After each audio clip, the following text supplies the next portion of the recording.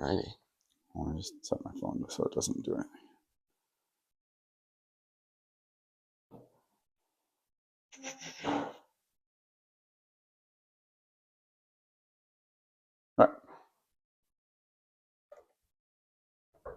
All right.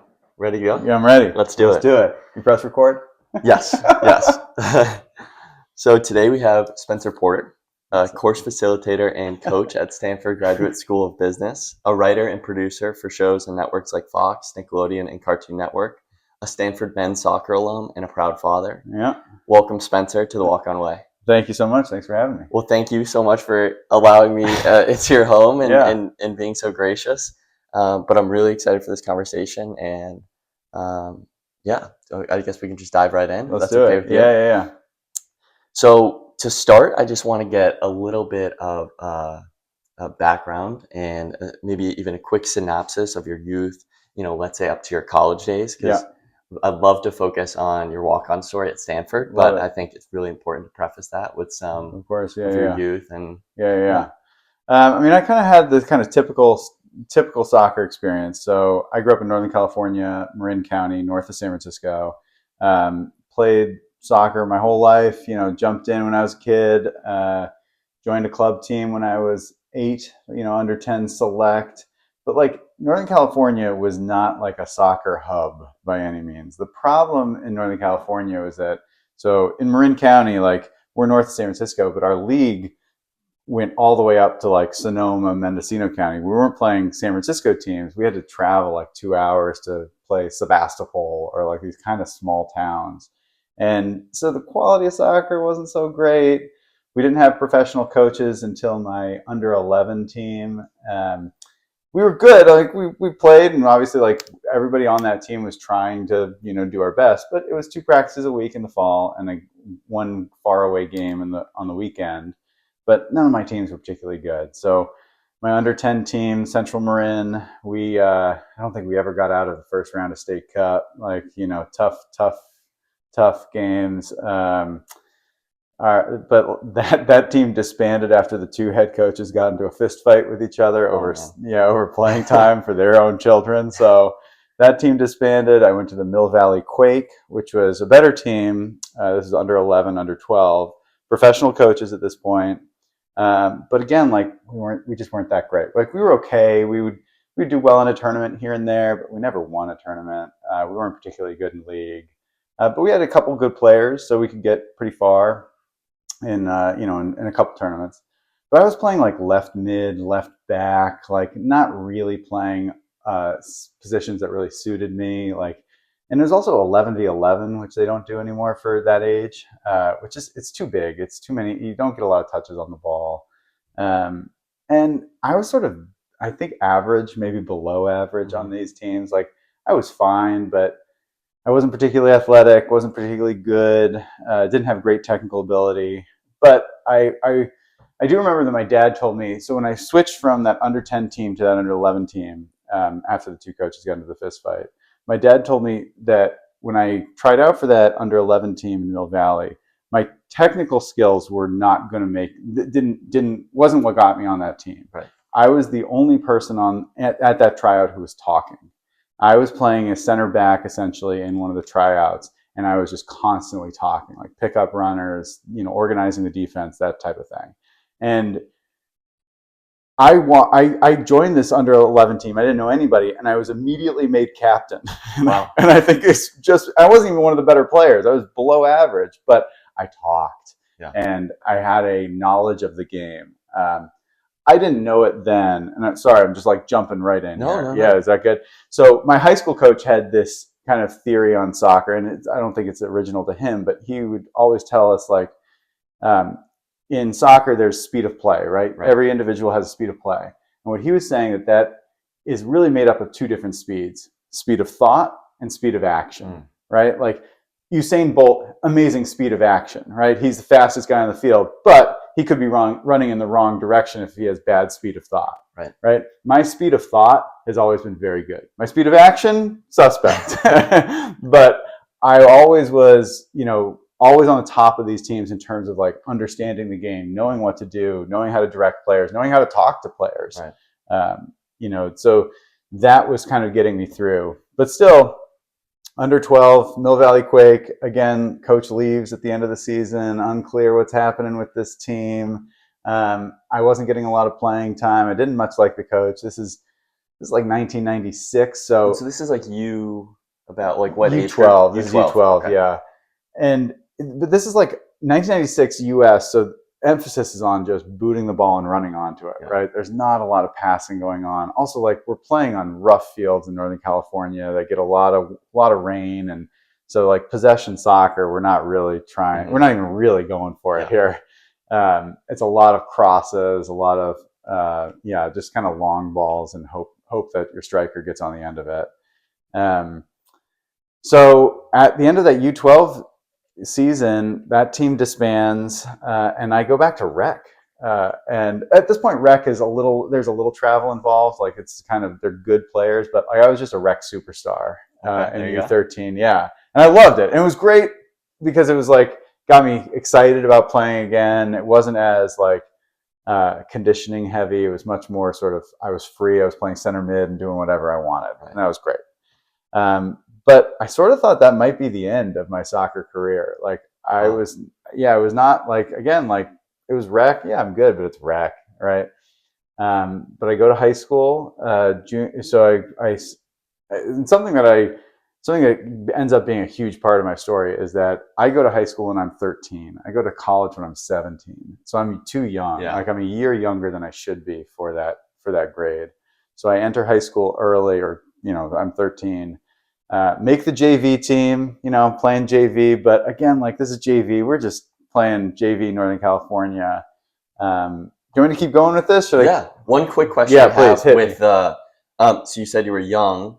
Was that because did you skip a grade, or was it your birthday? You were right on the cutoff. Yeah, birthday. I was right on the cutoff. My parents just had me start early. Okay. I did also skip a grade, which I skipped math in grade school at some point. So I was a year up. So that we'll come back to that, because that does play a little bit of part in the story. But yeah, essentially, so I'm in high school, play JV, and at the end of my sophomore year, or beginning of the junior year, I try out for varsity. And coach basically, this is the biggest thing that I want to say in all, like, life lesson time, everybody, life lesson. So I try out for varsity. My brother is an incoming freshman. Mm-hmm. He's clearly going to make varsity. He's a very good player. And our coach really was big about getting freshmen on the team early so that they could develop all 4 years. Coach does not select me for varsity my junior year. Goes to the 2 captains of the team and says, here are the 15 kids I'm going to pick up for varsity. Both captains independently say, I think you should pick up Spencer. And so the coach comes to me and says, hey, I wasn't going to pick you.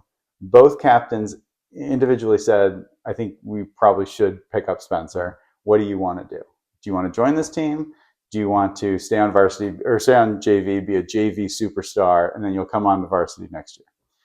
And I thought about this for a while, and we were a really good varsity team, really good high school team. What was the name of this? Is Marin Academy. Marin Academy in San Rafael.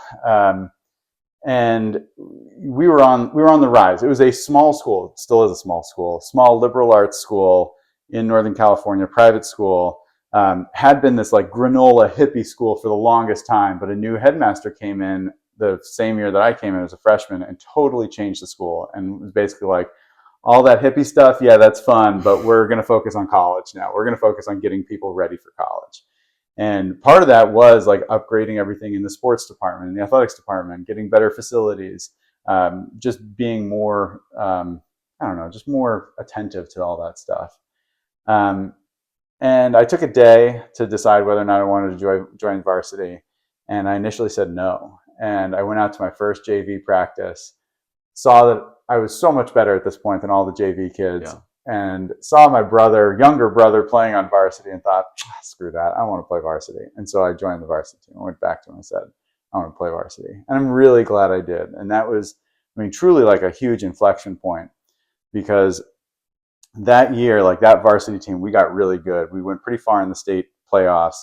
That next year, senior year, we won our state section. Wow. And like big time. This is the first time our school has ever been in a state title game in anything. And how big is the school? 400 kids. Wow. Yeah. Okay. So small school. We're playing other small schools. I forget exactly what our division was. It was like up to maybe 600, 700 kids, something like that.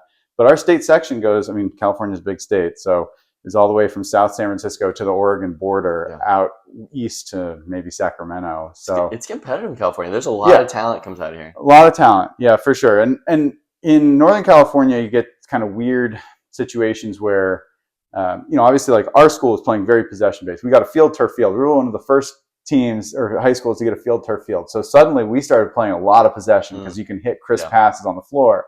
But then you'd go up 3 hours north to Boonville and play against them in a rodeo stadium, and the grass is non-existent, and suddenly it's a fight, right? Like it's just all just, cleats are up and elbows are up, and you're not going to get calls, so don't take a dive. And so, you play all sorts of different varieties of soccer. One time, I just remembered this is like a shot in the dark, but like I remember one time we were in, the second half was about to start in a game against St. Helena, I'll say the name, and the referee saw that one of their players had a rock in his hand to start the second half. It was like, you got to drop the rock, dude. Wow. So yeah, that's in one of those rodeo stadiums. Yeah, that was actually a nicer field too, but it was like kind of, a lot of these stadiums are sort of, multi-purpose. Like that was a football stadium that we were playing in, and yeah, it's kind of, you have both like, really crisp, clean soccer, and then you have like hardcore, like, no, we're going out to hit rock you in soccer. Yeah, rock in hand. Yeah. So yeah, do you want me to keep going? What do you want? Should I? That's awesome. So that's well, I guess I'd like to hear about the rest of the high school. Sure. So you make that decision. Play varsity, and like at that point, like I was really committed to soccer, and like I rejoined a club team, like went back to club, and at this point, like we had good coaching, and I was playing center back, and like again, like it was because I could talk, like I understood what was happening in the goalkeeper game. At this stage? No goalkeeper at this stage. I had played goalkeeper for JV. I was the best goalkeeper that we had on JV, but the problem was that I was too good in the field to put me in at goalkeeper. So we actually had to recruit a kid out of the student body who had never played soccer before just to be in goal. And I sort of like trained him in like the basics of goalkeeping because I'd played it a little bit in club. But I didn't really play a lot of goalkeeper. I played some in JV, but not a ton. And in varsity, the problem was that our number one keeper was my year, and he was a UC Berkeley commit. So like I wasn't going to take time away from him. Like he's got that role locked. So I was playing backup striker mostly, a little right wing. But yeah, we were a great team. We won our state section. It was a huge thing for the school. It was that junior year that it was senior year. Senior year. Yeah, senior year. Junior year, we lost in the rodeo stadium in the state, maybe quarterfinals or semifinals, something like that. So we got pretty far. But that senior year, we played in Petaluma under the lights. Like we had a school of 400, and I think 200 students showed up for that game, amazing. Which was awesome. I mean, it just shows like that's what the level was like of excitement at the school. But the weird thing was senior year is that I had gotten into UC Berkeley as a junior, so in high school. And so my senior year, I was both a freshman at UC Berkeley and a senior in high school. Wow. How does that work? They had a special program called the High School Honors Program. This is very ridiculous, and I don't know if they still do this program, but they basically go to all the high schools in the Bay Area and say the top 10% of your high school class can apply for this program. And so I was sort of whispered that, hey, you can do this if you want to try, and I applied and I was accepted. So I was taking classes 2 days a week at Berkeley. Wow. Yeah, which is cool. Looking back, it was kind of ridiculous because it was 45 minutes to drive there, and I was missing practice twice a week or a game. So I missed like 7 games my senior year, which I still kind of have some regrets over. But UC Berkeley, it's a great school, right? Like it was great college experience. It was really good for me to understand, oh, wow, because my high school was 400 kids. The class that I was going to at UC Berkeley had 450 kids in the class. Yeah. So like, you're just like, oh, it's a shock. And you're already young. And I'm already young. You're extra young. And I'm extra young. I started UC Berkeley when I was 16. That's wild. And you're in a lab and you have a lab partner, and that lab partner is a junior, and she's like, basically like my mom, right? So it was a shock. But that's what I thought. I was going to go to college and just be a normal student. And like, I wasn't getting recruited anywhere, right? Like a few of the guys on my team were getting recruited. Obviously the UC Berkeley commit. I'd say on my high school team, maybe 6, 7, 8 maybe played in college of some kind. But so like we were a good team for that, especially for that era, for that space. But yeah, then I get into Stanford and I just go as a normal student. That's awesome. Yeah. So I want to get into that. Yeah. But I want to backtrack a little bit. You talked about having a knowledge for the game. Yeah. And that was kind of your advantage, was the speed of decision making, not necessarily the speed of action. Yeah. How do you develop that? Was soccer big in your household? I don't know the right answer. My dad was big into soccer. He didn't play soccer. Like, he played a little bit when he was a kid, but it wasn't like he played in college or anything like that. But he was our first coach for my brother and I, and then he was my brother's team manager for a long time. So he was always around the game and always encouraging us to play. I remember that some random local public access channel played Manchester United games sped up. So like they would edit it and we'd get like a 45-minute version of the Manchester United game that week, plus like 10 minutes of highlights from other Premier League games. And we were allowed to watch that. And it came Sunday nights at like 6 o'clock. And so we would always watch, like, and this is like peak Manchester United, right? Like Dwight York and Andy Cole and those guys, Ryan Giggs. And so like we would watch that. I don't know. I just always had that personality, though, for better or worse, of like telling people what to do and usually being right. So like I just sort of went with it. And the coach, I will say, coaches really encouraged that from me, right? Like I definitely remember even at a very young age of like me telling people what to do on the field, and the coaches really encouraging that and, telling me to keep doing that. Because like I was relatively slow. I'm tall now, but I was relatively short then. And just having that ability to sort of stay one step ahead of the opposition was always kind of the one thing that I could count on. But yeah, it wasn't like I was like playing FIFA all day, every day, and I could recognize certain situations because of that. I don't know, just natural talent, I guess. Interesting. And were you playing other sports at the time? Because you mentioned you went back to rec. Yeah. I mean, so at the time, soccer was like a fall sport, right? Like the year-round stuff wasn't really happening at this point. It happened later on, but early on, it was mostly fall and summer and fall. I was playing baseball, played basketball. I was good at baseball, wasn't particularly good at basketball. Played some tennis. But yeah, it was kind of a little bit of everything. But I wasn't like, I hated track. I hated running. I was decent at long distance stuff, but like sprints, no good. Yeah. So like, that was tough for me. That was tough. So interesting. Yeah. Okay, so we got a good synopsis of your youth right up till Stanford. We're getting into Stanford now. Yeah.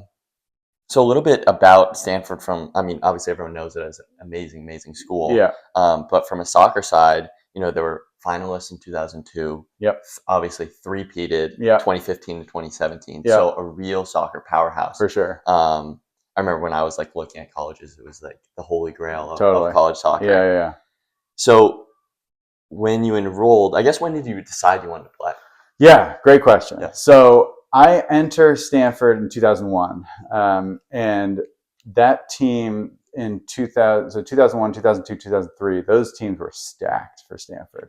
And the football team wasn't very good. Like, we were okay at football, but like it became like a thing to go to the soccer games. Like, it was such a fun experience. So I obviously love soccer. I went to every single game. And you go as a freshman and you just go there and you're just going with your group of friends. Right. You're getting rowdy. You're yelling at the Dartmouth player. You're yelling at UC Berkeley players, whatever it is. And it was just a really fun environment.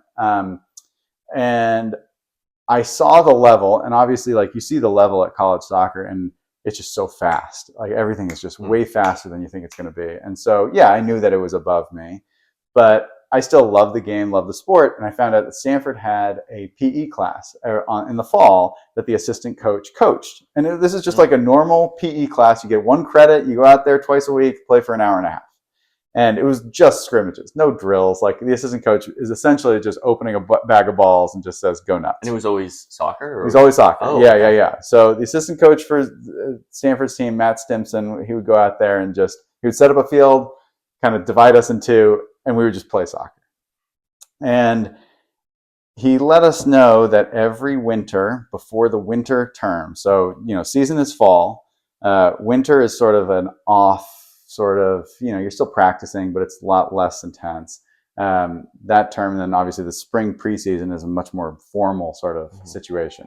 But Stanford did an open tryout at the beginning of the winter, and it was really just to make numbers for the winter team so that they could, practice. And I went out there. I just thought, let's give it a shot. I'll go out there for that tryout. So I got new boots. I remember I bought new boots, and I bought them as tight as I possibly could. Like they were Tiempos, and I thought, okay, they'll stretch. They did not stretch. But I went out there, and I thought I played well in the tryout. Like I remember scoring. I slotted a goal. I was playing right mid and get the ball, take a nice touch, slot it near post on the starting keeper for Stanford. And I thought, okay, great, I've done it. Or at least I've showed what I'm capable of. End of the first practice, I am immediately cut. Really? And wait, so this is first year? Freshman year. Freshman year winter. Yeah. And, coaches were there. And I was trying out as a field player. And coaches were there. They saw me. The coach even complimented me on my goal and was just like, thanks so much for coming. See you later. How many people were trialing at the time? So I would say probably 20 people showed up for that open tryout. Only one made even the winter term. He did actually make the spring as a friend of mine, also named Spencer. Shout out Spencer Cahill. But he had knee issues, and just through that injury, just couldn't really play in the winter or in the spring. But again, they're just trying to make numbers. It wasn't. I don't think they were really counting on anybody to come through and be a real change for the program. Recruiting at Stanford is tough, right? Because they have academic standards that every player has to hit. On top of that, there aren't a lot of scholarships because football sucks away all the scholarships. So it is tough for them to find the right mix of players. There are some holes, and that's what I kind of figured out. So if I can jump ahead here, please. I get cut as a field player in winter of my freshman year. So I think soccer's over. I gave it a good shot. Good job, me. Time to focus on something else. Spring rolls around. The fall season rolls around of that soccer year, and that Stanford team is great. No question. They make the final game, lose to UCLA. But they're only carrying 2 goalkeepers. And one of those goalkeepers is a senior. First off, it's kind of crazy that a college team only has 2 goalkeepers at all. That's kind of nuts. But then one of them is a senior. So I know that if they want to make numbers in that winter class and play any sort of, 11v11 or 8v8 or whatever, they're going to need a second goalkeeper. I didn't know that even the second goalkeeper, who was not a senior, who wasn't graduating, he actually went on study abroad that winter. So they had 0 goalkeepers going into that winter class. So I realized that they were going to be short on goalkeepers. So I went, and for those 6 months, so this is fall and kind of summer and fall, right before my sophomore year, I trained as a goalkeeper for as much as I possibly could. So, I went back to my high school goalkeeper and paid him $20 a session just to train me and give me fundamentals. I did a lot of conditioning, a lot of workouts, a lot of strength training stuff. I was already on the men's club team at Stanford, which was pretty informal, but I just said, I'm goalkeeper now, and no one's subbing in for me. And so I was getting a lot of game time at goalkeeper. And this is the huge thing, was that I had entered Stanford early, right? Or I started, I was 17, but now I'm 18, 19 at this point. And I had entered Stanford, I'm maybe 5'10", 165. And now I'm 6'1", 190. And as a Division I goalkeeper, you kind of have to be 6'1". Yeah. That's the minimum, and I hit it. And so I was like, okay, I have the right size here. I can do this. And so I tried out at winter quarter of my sophomore year. Went to that first cut. I went to the PE class my fall of junior year or fall of sophomore year, and I told the assistant coach, I'm going to play goalkeeper. I want to play goalkeeper. He said, fine. I go to that open tryout at winter quarter, and after the first day, I don't get cut. Okay. Progress. Exactly. And so, yeah, I was on the winter team, but it's really just showing up 2 practices a week on a turf field. Like, this is all skills work. Mm-hmm. Occasionally they'd go towards goal and they'd tell me to get in goal. That's basically it. Yeah. Any questions? Not yet. I mean, all right. We're getting there. Yeah. We're laying it down. Yeah. Okay. So, the coaches come over to me winter quarter and they say, listen, number 1 goalkeeper is studying abroad. The other goalkeeper has already graduated. He eventually gets drafted in MLS. He is focused on going pro. So he's not coming back for practice. So fine. So I'm the only goalkeeper. But they tell me, hey, number 1 goalkeeper is coming back in the spring, and we have the number 1 goalkeeper prospect in the country coming in as a recruit next year. So enjoy your time while it lasts, because you're going to be gone. You are not going to make the team for the fall. I say, no problem. I'm here just to play, whatever. But I treat every practice like it is the World Cup final, right? Like, I am so locked in on everything. Like, I'm not drinking. I'm eating perfect. Like, I am maintaining fitness, like doing extra trainings, I had sort of this weight routine that I was doing of, really staying super sharp, super fit. Thankfully, never got injured. Like, shout out. Like, that was amazing that I never got hurt. As a goalie, especially. As a goalie, well, I did get hurt eventually, but like in the tryout phase where I was running a ton and like lifting a ton. So, that could have easily derailed the whole thing, but I avoided any sort of huge injury like that. But yeah, so spring quarter comes along, fully expecting to get cut going from winter to spring. But the assistant coach comes to me and says, we only have the 1 goalkeeper and he's got a back issue. So we're going to let you on the team for the spring. You're going to get cut at the end of the spring, but we just need a backup just in case. As it turns out, he didn't get hurt. He was fine, but fine. I'm now like on the team spring. So I'm on the roster. Like, we have exhibition matches. I am on the roster. We are playing. And the other thing that I want to say, I should have mentioned this earlier, especially during the winter and the fall of the previous year, is that I had been getting invited to these pickup games in Northern California. Yeah. And this by far is the biggest thing. And to your audience, find these high-level pickup games. The thing that changed me was that these UC Berkeley guys, a couple of Santa Clara guys, and some pros started putting together this pickup game, and they needed a goalkeeper. They needed 2 goalkeepers, and they just couldn't find goalkeepers. So I just kept getting calls saying, hey, can you come out and play? Hey, can you come out and play? Goalkeepers, they're a commodity. They're a commodity, right? And nobody, these games were the most intense games. We actually got written up in Soccer America back in the day for being the highest level pickup game in the country. Because like everybody on that field was either on a college roster or a pro roster or was me, right? It's a good room to be in. Right, exactly. Yeah. And you start if you mess up, you hear about it immediately.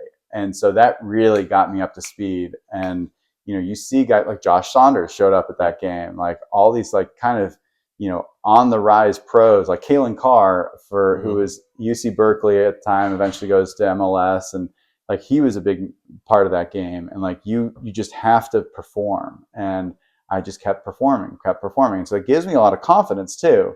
And so spring preseason for Stanford, I'm now formally on the team. Goalkeeper coach Tim Hanley, greatest guy, shout out. This is another big life lesson for all the viewers. So the greatest thing about being a goalkeeper, I'm speaking directly to the cameras here. The greatest thing about being a goalkeeper, can I swear on this? Is that cool? Yeah. Okay, great. Is that we had practice 7 a.m. Okay? We had practice 7 a.m. We had to be boots on 6:55 at the field. Okay? Boots on 6:55 at the field. You're ready to go. Coach brings everybody in. We have a little team talk. Here's what we're going to focus on today. Field players go off and do their thing. Us goalkeepers, we just fuck off and do our own thing. Whatever those field players are doing, yeah, great. You guys go ahead and run. That sounds great. But it was just me, Robbie Fulton, the number 1 keeper, and Tim Hanley, our goalkeeper coach. And Tim Hanley is the man. And his philosophy towards soccer, towards goalkeeping, I just was 100% bought into. Same with Robbie. Like we were just a great group. Tim is coaching in Texas, Yeah, right? Houston Dynamo. He's the assistant coach. And like he's the greatest guy. Like literally 2 weeks ago, I took my son to a Houston Dynamo game, told him I'd be there. Nice. And he sees me from the bench, waves us down. We come down to the field. He shakes my son's hand. Like it was awesome. Like coolest dude, nicest dude. But also like realistic about what the goalkeeping position is. And like his big thing, like he had a lot of big things, but one of his big things was stop worrying about the top corner save. Like, yeah, it's great if you can fly and make that top corner save. It looks great for the highlight reels. But if you make that top corner save and then 5 minutes later let one go through your hands, you look like an idiot. Save the shots you are supposed to save. And he was big about sort of think about, the goal in terms of thirds, right? Like, and specifically kind of like a dome around you. You have to save everything in that dome, right? Yeah. If they can hit it to the corner, God bless them. Like that is not your responsibility. Your responsibility is making the saves you're supposed to make and making them. He was big about like, don't let the technology make the save for you. Have proper technique so that even if your gloves fail, even if you have a rip, even if it's wet, you're still making that save, right?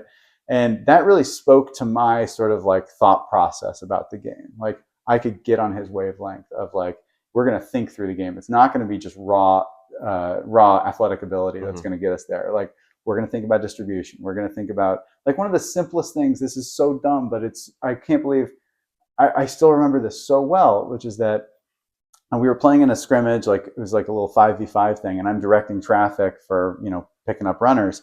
And I said, left shoulder, Michael. And Tim goes, Spencer, say Michael, left shoulder. You want to get... He doesn't know it's to him. Exactly. Yeah. You got to get his attention first and then say the direction. And like that small thing, that nuance, it's so small, but it's so big. How many communication errors have been made because of that? I mean, so many probably. Or it's like in college soccer, the margins get so tight, right? Yeah. But like in a game where it's that fast, like saying Michael left shoulder instead of left shoulder Michael, that can be the difference between him picking up that runner and not. And those little things, I mean, 20 years later, I'm still remembering that, right? I like that a lot. And it's massive. And so, Tim and I, Robbie and I, we just really got along really well, and we had a great group. And ironically, the thing that I like as a goalkeeper, the thing that I'm best at now is actually training other goalkeepers, because I was always the guy serving balls. Yeah. So I can hit every cross you possibly could ask for, just because I hit probably, I don't know, I would hit 200 crosses a session, because I'm just hitting crosses to Robbie and Tim would be on the other side hitting crosses. And we got along really well. We had a great situation, but I knew I was getting cut. And so one quick thing about that. Yeah. So it happened twice where you were told you're not going to make the next stage. Yeah. Did you believe them? 100%. Did you have any inkling of holding out hope? Or no. You're just like, I'm just going to try my best? No, my thought was essentially like, I'm going to try my best. If I don't make it this year, I might make it next year. Right. Like who knows how the numbers work out. Maybe this recruit gets hurt. Maybe this recruit doesn't come. But like, I 100% believe them. And to be honest, I don't think they were lying to me. Like, I think they were telling me the truth. Thought that. Yeah. And one quick thing, I'm just curious about your mindset going into it. You said you talked about how, disciplined you were with what you ate and, doing extras at the gym, all that stuff. When it actually came to training, were you nervous? Very nervous. Yeah. Because just, any day could be your last. What was going through your head, and like, how did you kind of process that? It was more about the level, because, it's one thing to watch the game, to actually physically be there. Like, I remember one of the first times that I watched a pro player come and train with us. It was the sound of his boots on the grass that actually got me, because when he's making a cut, it is boom, boom, boom, boom, boom, boom, boom. And I had never heard that before. And suddenly, like, it's fast, it's quick, it's pressure, and like those things where you are nervous, like, do I come out for that? Do I not? Like getting caught in no man's land. Or the worst was when, there's a ball in the air and it's one of those, do I come out for it or not? And you call for it and you don't get there, right? Your defensive backs look at you like, what are you doing on this field? Yeah. And making sure that I was so nervous about not being up to the level. I was always like, I knew that my athletic ability wasn't going to get me there. So it had to be organization. It had to be talking. But that's a problem, right? When you're not at the level, you still have to fake that you know everything, that you are at the level. Because as a goalkeeper, like 80% of it is communication. Yeah, and you're the voice, the commander. All of it. You have to be. You have to be. Yeah. And even if you don't feel it, you have to talk. You have to say, Michael, left shoulder. You have to say, pick up that runner. You have to bring them back, step. Like I have dreams still where I'm like, I will wake up saying, step. Sorry. But like, that's part of it. Like if you are the one who calls that out, right? And if your defensive backs lose faith in you or lose trust in you, you feel it. You feel it. So yeah, like that was what I was most nervous about, is losing the confidence of the other players that were playing defense with me. And I like, listen, I'm not going to make the top corner save. Never was. They knew that. They could abide that, right? But if you let one go through your fingers, if you are not kind of confident in what you're doing, like that's what kills you. Yeah. So yeah. Okay, back in. Let's do it. Okay, so now it's end of spring. You've got one? I know. I just saw that. I don't know what it was. Yeah, I only just noticed. Luggage tag from American Airlines 416. Ridiculous. So we end of spring happens, and I go in for my exit interview, knowing full well I'm going to get cut here. I literally go in saying, "Thank you so much for the opportunity. This was so much fun." All of that. And our head coach, Brett Simon, says, again, just like my high school coach, talking to the captains, he says, we talked to your goalkeeper coach, Tim Hanley, and Robbie, and they both independently said they want you on this team. And do you have a passport? I was like, yes, I have a passport. Good, because we start preseason in Costa Rica. Wow. We're offering you a spot on the roster. I mean, huge. So what did that feel like? It was, I remember, I don't actually even remember them like leaving that office. I remember walking out of the athletic building and feeling like, what the hell just happened? Like, this really happened. Do you remember like the 100%? I felt light as air. Like I felt like I was floating, and I was proud of myself. Thankful to a lot of people. I remember I immediately called Robbie, the number one goalkeeper, and I just thanked him. And he was basically like, "Oh man, they did it! Oh, that's awesome!" And he couldn't have been more just supportive. And I think that he really appreciated that there was someone else that at Stanford, there's a problem with entitlement sometimes. That a lot of those players come in, they're great players, amazing players, top players. Maybe they don't work super hard.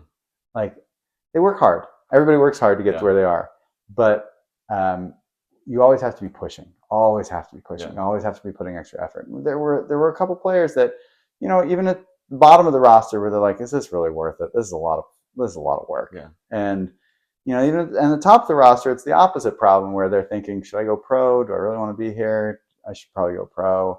And they're sort of not 100%. It's always good to have somebody on that roster that is fighting every single moment. And we had a few of those. I wasn't the only one. I don't want to pretend that I was, but like those guys really do stir the pot a little bit, keep things fresh in training, keep things moving in training. Nobody gets complacent. Like Shea Avalaji, shout out. That guy in training, he did not care. He would cut you. Like he's coming in studs up every time, right? But that's like his point was like, this is the game. Like you're going to see this in the game. I'm going to lay a shoulder into you. Be ready. Was he a high minute guy, more off the bench? Yeah. He was a high minute guy. He would play left mid or left back. Super athletic, super strong, ripped as all hell, and sweetest guy. Like my mom had a surgery. He calls her just to check in how she's doing. Like he doesn't know her, but like asks for her number, like just to chat with her. And like, what a nice guy. Awesome. But yeah, I mean, so I remember walking out of that meeting just feeling amazing, and just feeling like it was all worth it. And I called Robbie, I called my parents, I called my high school coach, and it was awesome. And sure enough, that spring preseason or that fall preseason, we come to Stanford first. We have like a couple weeks of preseason, then we go to Costa Rica for a 2-week trip in Costa Rica, playing pro teams in Costa Rica, and I'm getting some minutes here, and like it felt awesome. Felt awesome. Yeah. Wow. Yeah. I mean, I want to continue on, Yeah. start with Costa Rica, but first I Yeah. want to dive a little bit more into, like you were able to kind of describe your feeling when you made the team. Yeah. And we talked a little bit about the stress, the anxiety from when you were trialing. Yeah. Do you remember that specific feeling?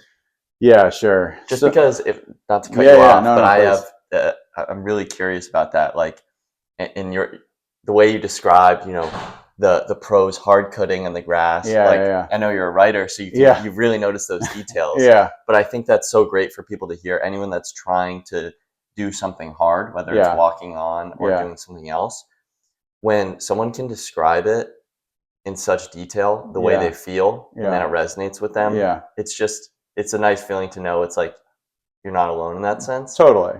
So if you could just, to the best of your ability, explain how that felt. Yeah, I mean, basically every practice you feel like I definitely had that sort of anxiety in the pit of my stomach of I'm not at the level. I'm not at the level. Like this is not good enough. And I still remember junior year winter. Sophomore year winter. I'm trying out for the team. Like I'm just invited there, and we're at the end of practice. It's like an 8-on-8 sort of scrimmage, and next goal wins, right? And our striker takes a shot on me, and I make a decent save. Like it is not a bad save, the initial save, but I let the rebound go. Right, I can't make the catch, and it's kind of a wet day, and I get up, I slip, I'm going for that ball to reclaim it, and striker gets there and puts it away. That feeling sucks. Like I held on to that missed save or final goal for like 2 weeks, just like replaying like, what should I have done? What should I have done? What should I have done? And a lot of it is like you're going to get scored on as a goalkeeper. That's going to happen. Like you can't stop everyone. Could I have done better with that one? Yeah, I could have.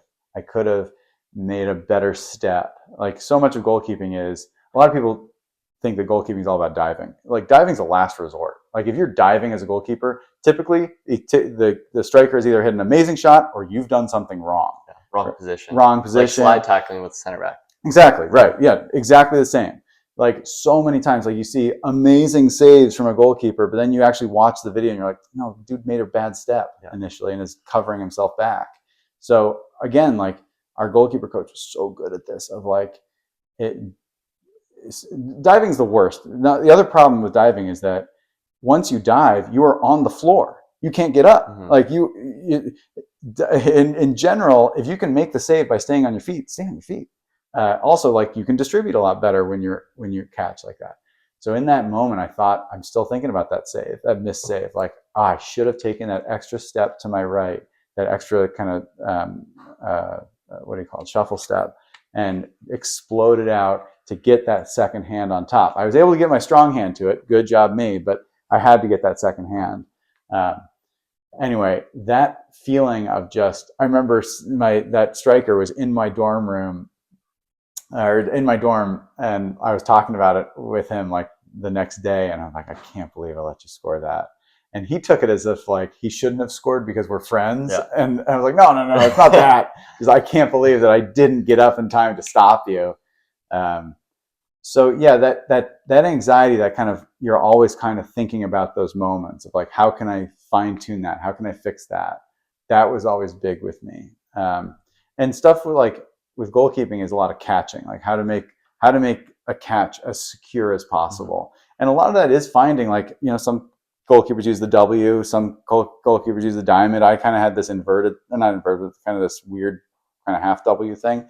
But just finding what works for you and fine tuning that, like truly, like I spent so much time just focused on catching the ball and making sure that was secure, and just everything else, like building out of that.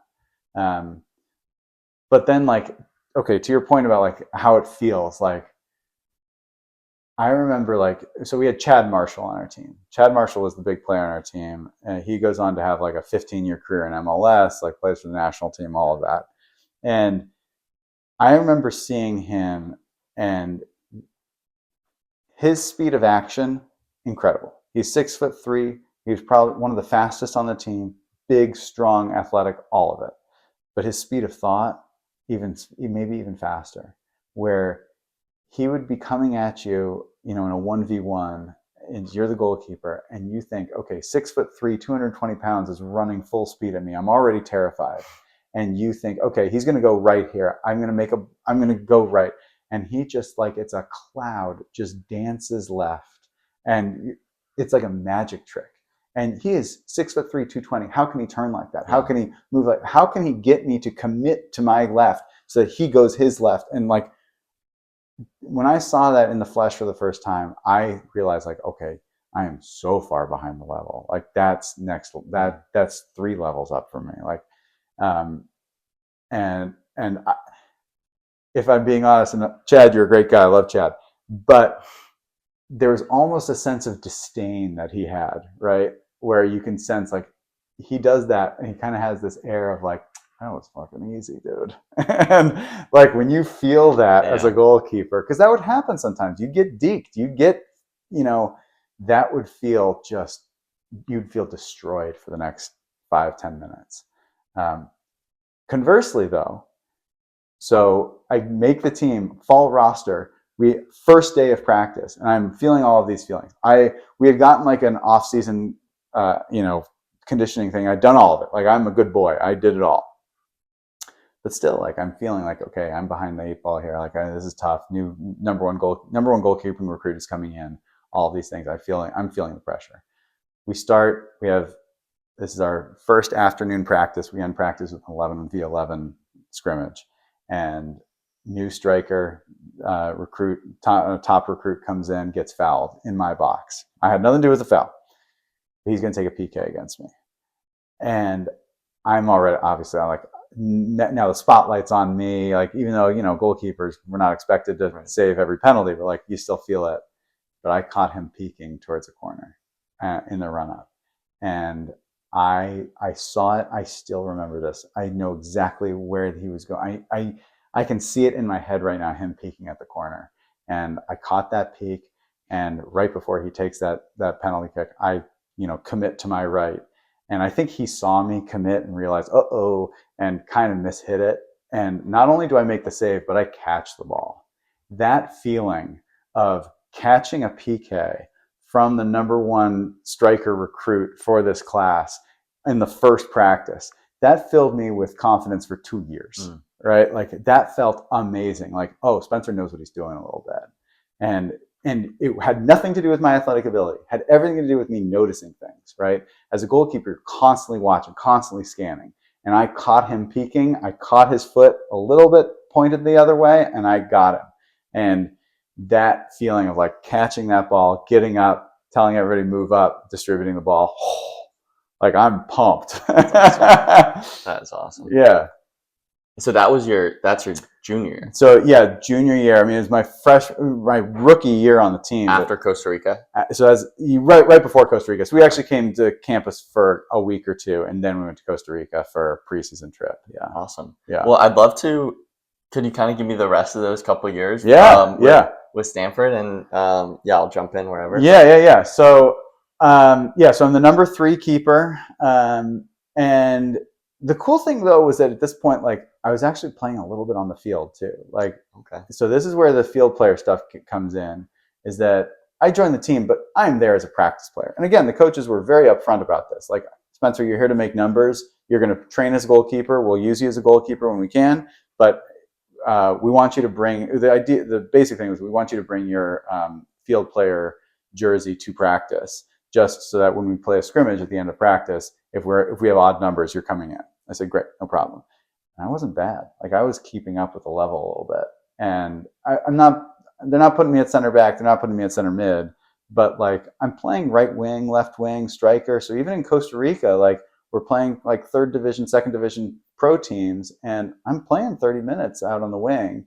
And, these fields are nightmares, and we're just testing out things. This is all very free and loose, but still, like, I'm getting time out on the field. And I felt like, okay, I'm doing okay here. I get absolutely 0 playing time during the season, but the the feeling is amazing because I mean, you probably remember this, but like at Stanford, we'd have practice at 7 in the morning, 4 days a week.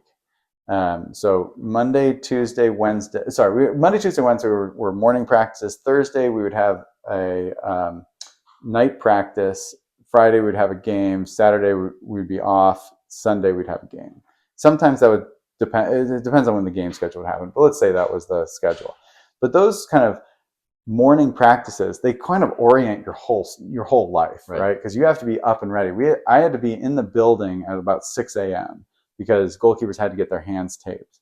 So we would have to be there in time for the athletic trainer to tape our hands so that we would get ready to be boots on at 6:55. And, you know, being ready at 6:55 for a soccer game, like being ready to play, like it keeps you so sharp, like in a college environment where there's a little bit of everything going on, right? Like, but it really was, I got great grades those years when I was on the team because I was just really focused on that. Like I was in peak physical condition. Like I've never been in better shape. It felt awesome. It felt awesome. And I love being a part of the team. It also unlocked, like at Stanford, like it's a world-class athletic facility. Like it's a great university, but like Stanford prides itself on having like the commitment to excellence, I believe is the slogan, but like everything is world-class there, right? So like, and I didn't appreciate it at the time, but we could like walk into the training room and just ask for a massage, and there would be somebody to give us a massage, right? You want to take a cold bath, they got a cold bath. You want to do the hot tub, they got the hot. You guys, awesome. You know, and all of that. And so like that, and there's like athlete formal, and you get better food, you get better everything. You know, and that felt amazing. And being a part of that team, that environment, that felt amazing. So yeah, it was, you know, and I love soccer. Like I love watching soccer. I've watched soccer my whole life. So yeah, I'm watching soccer now from the bench and being a part of the team. Like that felt great. Anyway, we don't do well that year.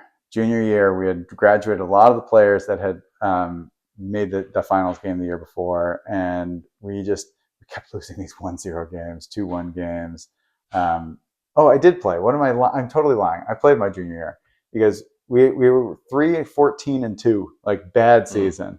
But our like goal differential, we might have even been like about the same or about 0. Close games. All close games. Yeah. We never get blown out. All close games. We just we can't score. We're in a tough conference. Tough conference. Pac-12. Pac-12. Very tough conference. And we played the number 1 strength of schedule. So like we're playing tough teams. If you win 5-6 games, you're probably in the tournament. Exactly. Truly. Yeah. Like we were not far off, but we had graduated our 2 top scoring players the year before, and we just could not score. Yeah. But then one game against San Jose State, we score 5, and suddenly it's the 82nd minute, and coach tells me, "You're going debut." This is debut, yeah, the one and only. Well, during the fall, I did play a lot in the spring, but in the fall, so I went in for 6 minutes and 42 seconds against San Jose State, and touched the ball twice, no saves, but just threw balls that I collected. Hilarious thing about this game is that it's 5-1. We're playing at their stadium, so like no one is there for me. But the funniest thing was that I take my first punt and I shank it, like complete shank. Like it goes way too high. It goes far enough. Like it's not like in my box or anything, but like it was a bad punt, right? And so I'm like, oh boy. I get the ball the second time, and everybody has just seen that shank, so the whole back line moves up 20 yards, right? And I think, well, I'm not punting again. I'm going to drop kick this time. Yeah.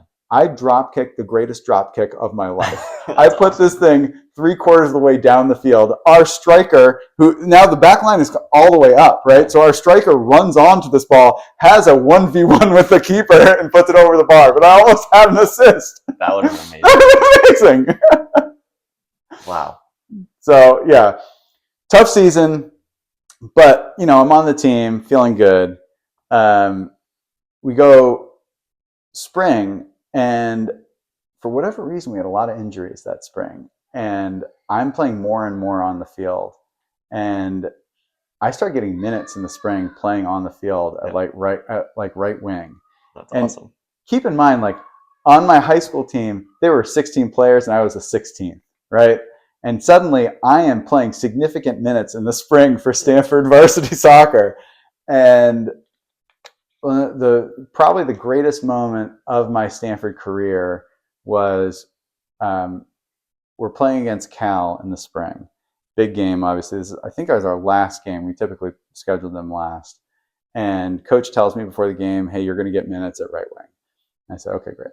So I'm like ready to go at right wing.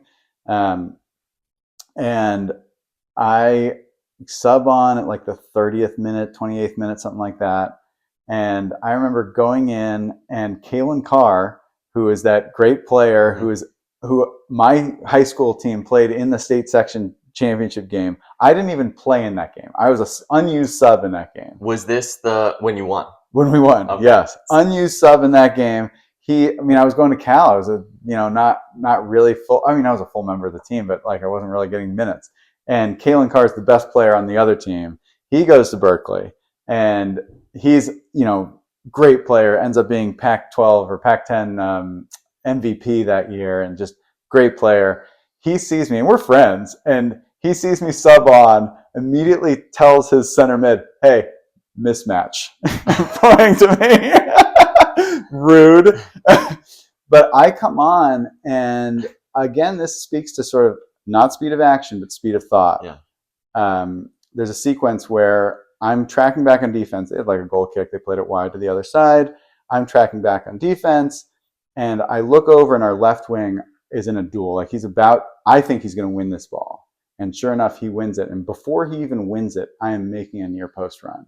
Like I am full on sprinting to that near post. Sure enough, he wins it, takes a couple touches down the line, lifts his head up, sees me making that near post run. I have beaten the defender at this point. I am ahead of the defender.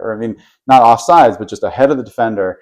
And he makes a cross a little bit behind me, but I make a diving header attempt and put it over the bar. I wish I had scored. That would have been awesome. I think about that moment every day. And that was like right after the mismatch comment. Yes, right after the mismatch comment, 100%. That's awesome. And I missed that, but like the next day in film, like I thought, oh, we're probably going to see that in film the next day. And sure enough, coach has pulled that clip.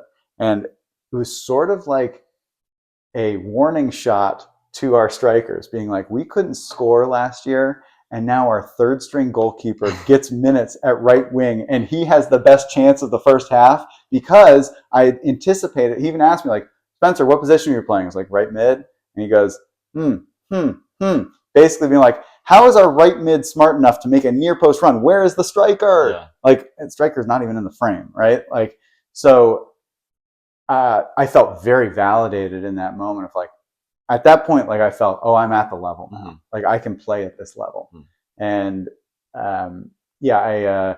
after the game, Kalen did give me a big hug and was happy for me. That's awesome. That's great. Yeah. So that's your junior spring. Junior spring, yeah. And then you have your senior year. Then we have my senior year. We were better this year.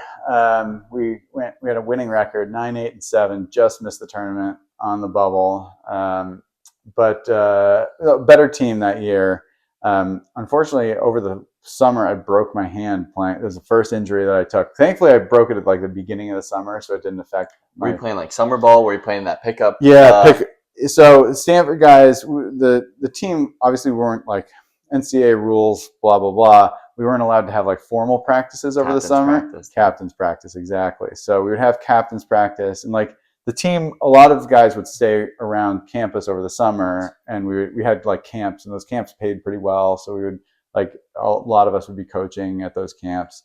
And so at one of those captain's practices, I made a bucket catch, and just the ball just jammed my thumb. Unfortunate, but it broke off a piece of the thumb right there. So my hand was in a cast for 6 months or 6 weeks, not 6 months.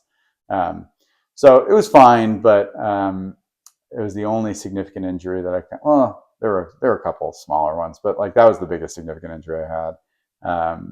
And yeah, like again, great season. We did well. I didn't play, but like amazing time. And then at the end of, it was a bummer the way it went out, because we were sort of on the bubble of making the tournament, and like we all gathered to watch the selection show, and we did not get selected. Were you expecting to make it, or I know you're on the bubble, so it's uncertain, but who are we expecting? I was expecting to make it. It was a bummer. Can you hear that? Sorry. No, it's fine. Okay, it's fine. My daughter is screaming in the other room. It was a bummer because we had played against Cal in our last game and at their place, and it was a game. I want to say it was 2-2, like for the longest time, in second half. And Kalen Carr scores with like 2 minutes left in the game, and it was just an amazing individual effort where he just Benzema dribbled on the end line around our goalkeeper and the whole thing. And like, what are you going to do? He's amazing. And so that really was just such a bummer because, like, I think had we won that game or maybe even tied that game, we'd probably make the tournament. But again, who knows? But we watched the selection show. We don't get selected, and that's the end of my soccer career. And yeah, it's a bummer to end that way. Like, that said, I'm so proud of myself for making that team. And it has knock-on effects, right? Like, whenever you face like an obstacle or something that's hard, like I can always go back to that sequence and just realize like, oh, I've done this type of thing before. Like, I went from an unused sub in the state title game for my high school to playing minutes for Stanford varsity soccer in exhibition, but still important exhibition games against UC Berkeley. Yeah. Like, just a year, 2 years after they'd been in the national championship. Exactly. Like, we were ranked, like I walked on the team when we were ranked number 2. Like, we were ranked number 7 for a while. Like, this is a big time D1 program. And, not only am I, contributing to that program, but like coaches like saw me as almost like a mentor for some of the kids because I was working so hard to be on the team. Like, I won the Spirit Award my junior year, and we just had a good group, and the coaches did rely on me. Like, they would ask me, like, taking the temperature of the team, like, how are these guys fitting in? Like, we'd have like mentors, mentees, and all of that. Like, I was a huge part of that. I was on the senior leadership council for the team my senior year. Like, I was a big part of the emotional part of the team and like the motivation of the team. And so now, like, my son is 8 years old. He's a goalkeeper for his top level club team, and like, having that experience and being able to take those lessons that I learned from my club or from my goalkeeper coach and all the things that I learned at Stanford, and even just the technical ability. Like, I got so good, like, playing so much. Like, I was 16, 17 when I left high school, and I kept playing. And so, like, I have so much more ability than had I stopped at 16, 17. Like, I can now, like, it's not that it's easy for me, but I have so much more knowledge and so much more ability to pass to, my son and his friends and his team. So that is a huge, huge feeling for me. And it's something I carried with me still 20 years later. That's amazing. Yeah. And I want to get into that a little bit later on about, how you've been able to use these lessons from the walk-on journey into future things. But just a couple comments on that. I think it's so interesting that you were able to be that mentor, even though you're a guy that's, barely young on the roster. and young. Yeah, sure. But to have that that role as a mentor, as someone who kind of sets the standard for some of the things you were talking about, I think it's amazing. Just to touch on that a little bit, is that, like, the interesting thing about Stanford is that, like, it's a hard school to get into, right? Yeah, like, really hard, right? And so it's hard to be a walk-on there just because it's hard to get into school in the first place. And so a lot of the guys on the team, there can be, everybody's different, but there can be a sense of like, oh, you're on the Stanford soccer team, you didn't really get into this school because on your own merits. Like, you got in because you're a soccer player. And there can be a divide sometimes between the normal student body and athletes. And in a way, I was sort of bridging that divide, right? Like, I'm both an athlete and I got in the traditional way. And I'd like to think that I brought some of that kind of Stanford energy, like student energy, to the team, and also brought some of that team to the students. Like, I'm trying to, when you see your teammates out on campus, like, it's fun, like, it's great. But also you're like involved with the student body. Right. like we tried really hard at Stanford does a very good job of this. Like there's no athlete dorm at Stanford. There's no separate athlete dining hall. They're minor little dining halls, but it's like they don't encourage that. Right. And so in a way, like it really was like the coaching staff and the kind of senior leadership, they want us to feel part of the university. We're not a separate entity. And I think I was able to do a little bit of that. So that's amazing. Feels cool. I love that. And then talking a little bit about, your subsequent walk-on journeys. So have you had any moments like your journey at Stanford where you had to kind of break through from the bottom? Anywhere else you had to like walk on? Obviously, sure. You're established now as a writer. Sure. Well, the first thing I want to do is, David Beckham tries out. He made the Galaxy. He didn't have to try out. So David Beckham comes to the Galaxy in like 2008-ish, 2009. Yeah, I forget exactly when. And to like celebrate his arrival, they had an open tryout. And really, yeah, it was wild. And so I saw this. I'm living in LA at the time. So I think, why not? It's worked once before. Let's run it back, right? So I pay $100 to go to this open tryout, and it was a rodeo. It was nuts. It was 100% a marketing gimmick, and I was too naive to realize that. But I get out there, and I even though all of it was sort of chaotic, like once you're actually on the field, people are playing soccer, and you actually had some pretty decent players. There are also a ton of like 40-year-old like overweight dudes who are like, what are you doing here? Like, we're playing pro soccer here. Probably not going to make the team here, guy. So, but I was like taking it serious. You had some other guys who were taking it serious. And I'm midway through like my second game. I'm playing in goal, and I'm doing fine. And I hear, Spencer, what the hell are you doing here? My goalkeeper coach, I didn't realize, had just gotten hired by the Galaxy. And awesome. Saw me, and I was like, what? No, you're not making this team. Go away. No, he didn't say that. He was basically like, actually, we're about to cut one of the goalkeepers. We don't need another goalkeeper. But he did tell me that one of the coaches passed me on to the next round, but not enough. I needed like 3 votes and only got 1. Dang. Anyway. Went for it, though. That's awesome. Still have the T-shirt somewhere. There you go.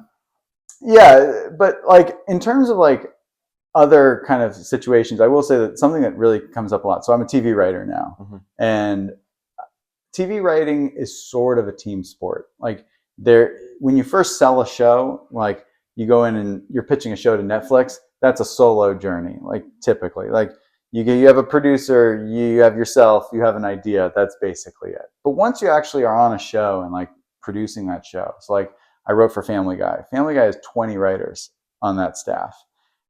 Feels a lot like a soccer team, where you have sort of 4 or 5 main guys that are sort of the core of the show, and everyone else is sort of a role player. I will say that TV writers, I wish they had better team dynamics than they do. A lot of it is you're not necessarily supporting each other.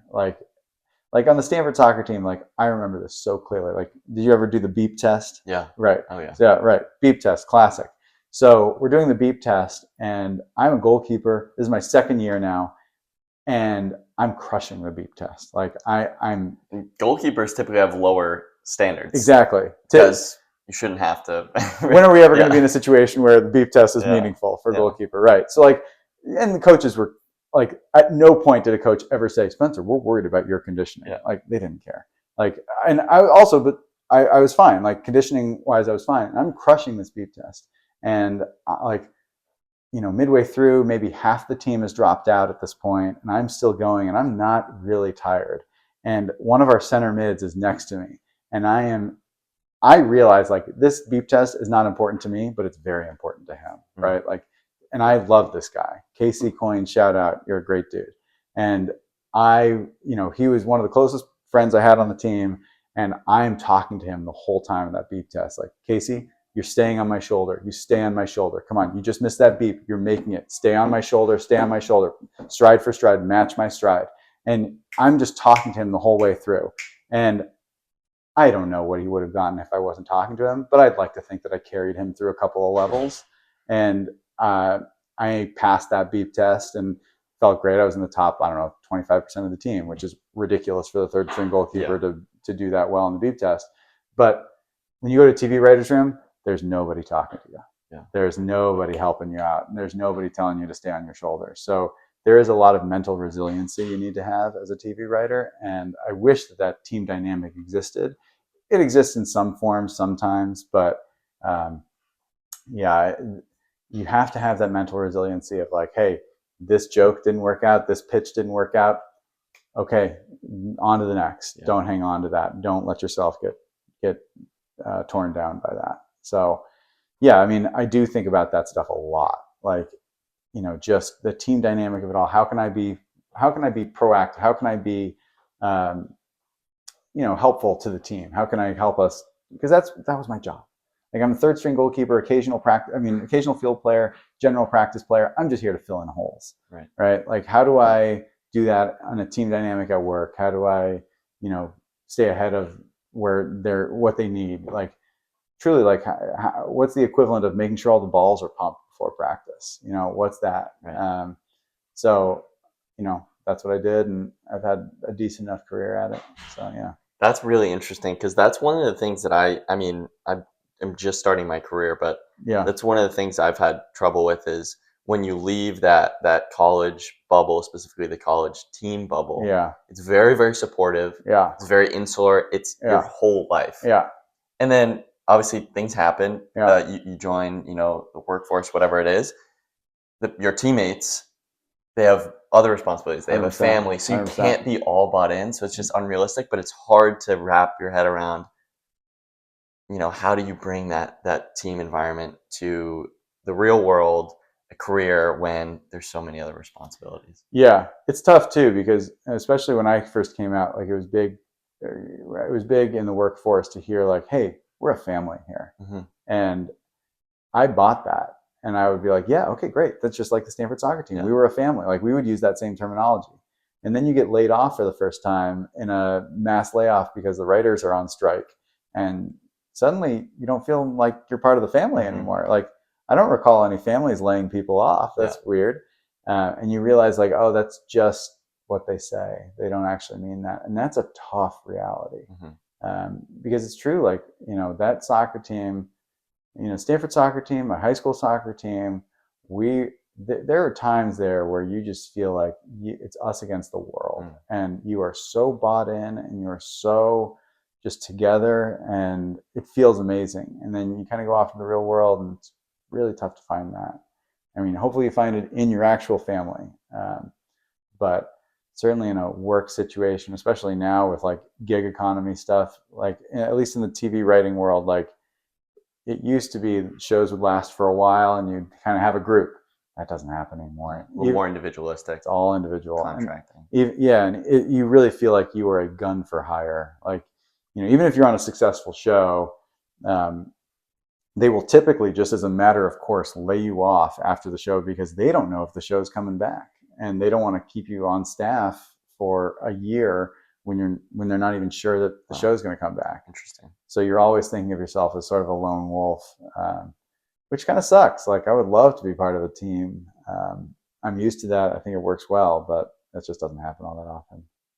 What's interesting to hear perspective as someone that's far along in their career, because that's something that's been top of mind for me the past year or so.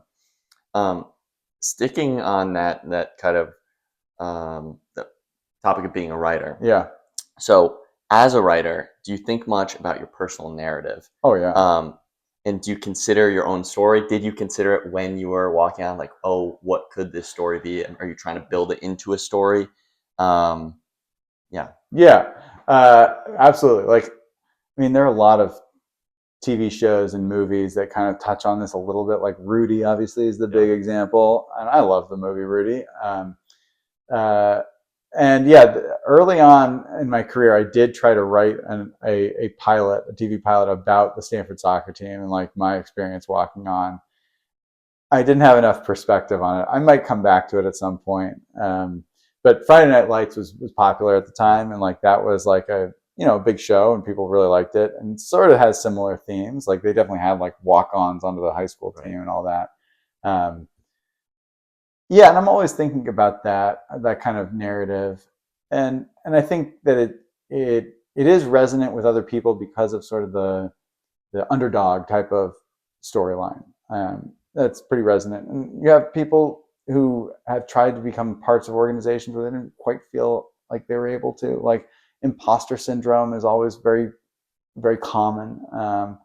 So yeah, I've always thought about it. I haven't really done anything with it though. So one day, I don't know. Interesting. Yeah, I don't know. I mean, Ted Lasso obviously is kind of big too, and I thought about that. I did write, like, I tried to get hired on Ted Lasso, and I wrote a little bit about that aspect of it, but didn't really make it. I should say, by the way, just I would feel wrong if I didn't. But so 2 years, my brother also went to Stanford. Both my younger brothers went to Stanford, and he walked on as well. He also walked on. Yeah, again, sort of the same situation where wasn't really recruited coming out of high school. Wasn't really I mean, he probably could have played D3 and been recruited at something like that, but it wasn't something he was searching out. He gets into Stanford and sort of goes through the same process that I went through of that same sort of open tryout and everything. He doesn't make it though until his graduate year. Wow. Yeah, which honestly, it's kind of a bummer because I thought he was good enough to make it as like sophomore or junior year. I would have liked to play on the same team as him and had some overlaps there. We did have overlap in terms of, like, I played with certain players who also played with him. 2-year spread? Yeah, I think it must have been a 3-year spread because I left my senior year and we're 2 years apart, but he joined his graduate year. But like he made the team the previous year for the fall season, right. So he was on that team earlier.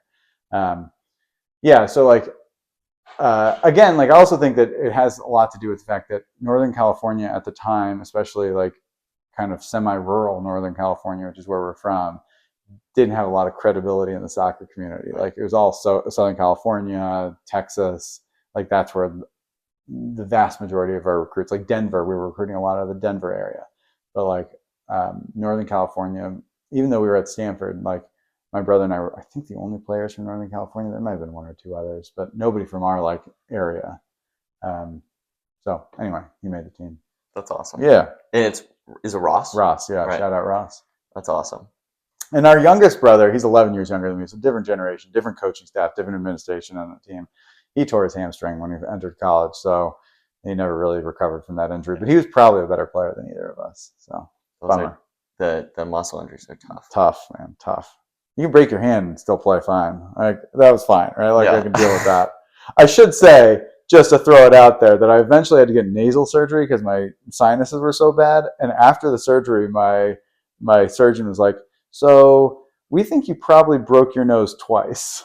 Was this from playing? I assume so. Yeah, I definitely remember twice. Like I took a header once at Stanford. Like, shit, let's talk about at UVM. Did they pump up the balls like crazy? Yeah, it was nuts. I never liked that. We would have these rocks, and we were playing with Nike balls, and it was in the swerving era of balls. If I was a goalie, I wouldn't like it. It was awful. It was awful. Field, they need to be. Fine. Ironically, I was playing on the field in a practice, and I get a cross into me, cross going way too fast, rock hard ball. I head the ball, took it a little low, and score the goal. But yeah, worth it, right? But I still remember this. Like my nose just comes down, chip 2 or 3 teeth, just like little chips, but I can like taste them in my mouth and I spit them out. And my nose was like sore for a week. So I assumed that was one break, and I was so focused on the teeth that I didn't even think like, oh yeah, my nose is probably broken. And then another time I took, this is embarrassing as all hell, but it was towards the end of the season. We were doing our pre-game warm-up. We kind of had like a scripted thing, and I would take the last 5 minutes of shots, and it was a spring, and the ground was really dry, and there was a bad bounce, and it just hit me right in the nose. Immediate blood everywhere. So I'm betting that was number 2, but I don't know. Anyway. That didn't answer any question. I'm just telling you about random soccer injuries. I love it. No, the anecdotes are great. I'd like to get a little bit into writing. Yeah, sure. I'd also love to talk about your speech, your graduation speech. Oh, yeah, I forgot about that. Can I just use the restroom? Yeah, please. Is it? There's one right there. Yeah, I'd love to dive a little bit into writing, your Yeah, career a yeah, little yeah. bit, and I guess we can tie that into the speech. 'Cause Sure, I yeah, thought yeah, it was yeah. awesome. Yeah, thanks. I forgot Uh, about that speech. oh, actually, maybe we'll start there because that Yeah, ties into college as well. yeah, yeah. So, valedictorian at Stanford, No, no, no. Senior class president. senior class Yeah, president, excuse yeah, yeah. me, No, yeah, in yeah. 2005, 2005, yeah. and you gave a speech Yeah, to the graduating class. yeah. I thought it was very, very good. You touched Thank you. on how you had your own community through the soccer team, Yeah, and I think you actually talked about Shay yeah, calling your yeah. mom Yes, I Nat, did. Yeah, and um, and you just talked about how everyone has their own community. It doesn't have to yeah, be through totally. soccer. It could be through whatever club, whatever Yeah, Greek life, whatever it is. yeah. And I just really liked it. And I was curious Thanks. if you could talk to me a little bit about that speech. Yeah, of course. So, like, yeah, so that's right. So this is graduation weekend, 2005. This is at the class day, which is just for our seniors. Like, the sort of unfortunate thing about Stanford is that there are actually way more grad students than there are undergrads at Okay. Stanford. So there are about, I don't know, 6,800 undergrads and like 8,500 grad students. And so at the actual graduation, you kind of can feel like, hey, who are all these people that are what? So this was just for the undergrads, and yeah, I was fortunate enough to give a speech. But one of the issues that I had faced at Stanford when I was senior class president was that you have a lot of really talented people at Stanford, really smart, but really smart at this one thing. Mm-hmm. And they kind of just stick to that thing. And even in my freshman dorm, I would say half of the doors were closed. You know, you'd walk down the hallway, and there are just some people who are just not interested in socializing, not interested in kind of learning about other people. They have their own thing, and no disrespect to what you're doing. They're just focused on their own thing. Great. And you know, that can be mechanical engineering, it can be bioengineering, it can be writing, it can be whatever. But as senior class president, one of my jobs was to bring all those people together and have this sense of community. Something that Stanford really was focused on was, you know, you're about to graduate in a year. We want you to think of Stanford as a fun place that you can return to and have positive memories of. And you know, if you don't have those community building aspects, yeah, you can get really deep into your Polish language club, but we want you to meet everybody at Stanford before you leave, and or as many people as you possibly can. And so, yeah, that was what I was talking about. It was like I had my community at Stanford, my soccer team, and I was so happy to have found that because freshman year I didn't really have a community. Like I was looking for one. I didn't really know. Like I had come from a school of 400 people. There were 90 people in my graduating class. My freshman dorm had 180 people in it. So this is enormous to me. Like I'm from a small town in Northern California. Like even though Stanford's not too far away from my house, it was maybe an hour and 20 minutes. Like it felt enormous to me. So I was initially like kind of overwhelmed, and I didn't have a community. I didn't know where I was doing. Like I tried playing squash that lasted about 20 minutes. Like I tried, you know, I went to a math class, and math, I did okay in that first class, but it was clear like this pathway is not going to be good for you. So, you know, finding the soccer team and then finding writing classes actually was really big for me, because suddenly I was taking these writing classes, and I was a creative writing minor at Stanford, and as part of the minor, I had to take one poetry class. And Tucker, I did not want to take this poetry class. I wanted nothing to do with poetry class. Like poetry, fuck that. Sounds so. I came from a hippie high school, and I even thought this is too hippie for me. I can't do this. I take that poetry class from a professor, Gabby Calvacaresi, and this is one of the amazing things about Stanford is that I'll name drop Gabby Calvacaresi in like random like conversations, and people will be like, your poetry teacher was Gabby Calvacaresi? And I'm like, yeah, what? Is that a big deal? And like, she's only like one of the top 10 poets, living poets right now. I'm like, wow. Okay, well, I know. She's Gabby. Anyway, the point is that like I wrote a poem in that class, and we had to go in for like office hours to talk about the poems that you submit. And I came in, and to her credit, and this comes off super braggy, I'm sorry, but she was basically like, Spencer, before you wrote this poem, I was teaching the class one way. Because you turned in this poem, which went into such depth and detail into this specific moment of your life, I can teach this class in a much different, much more deep way.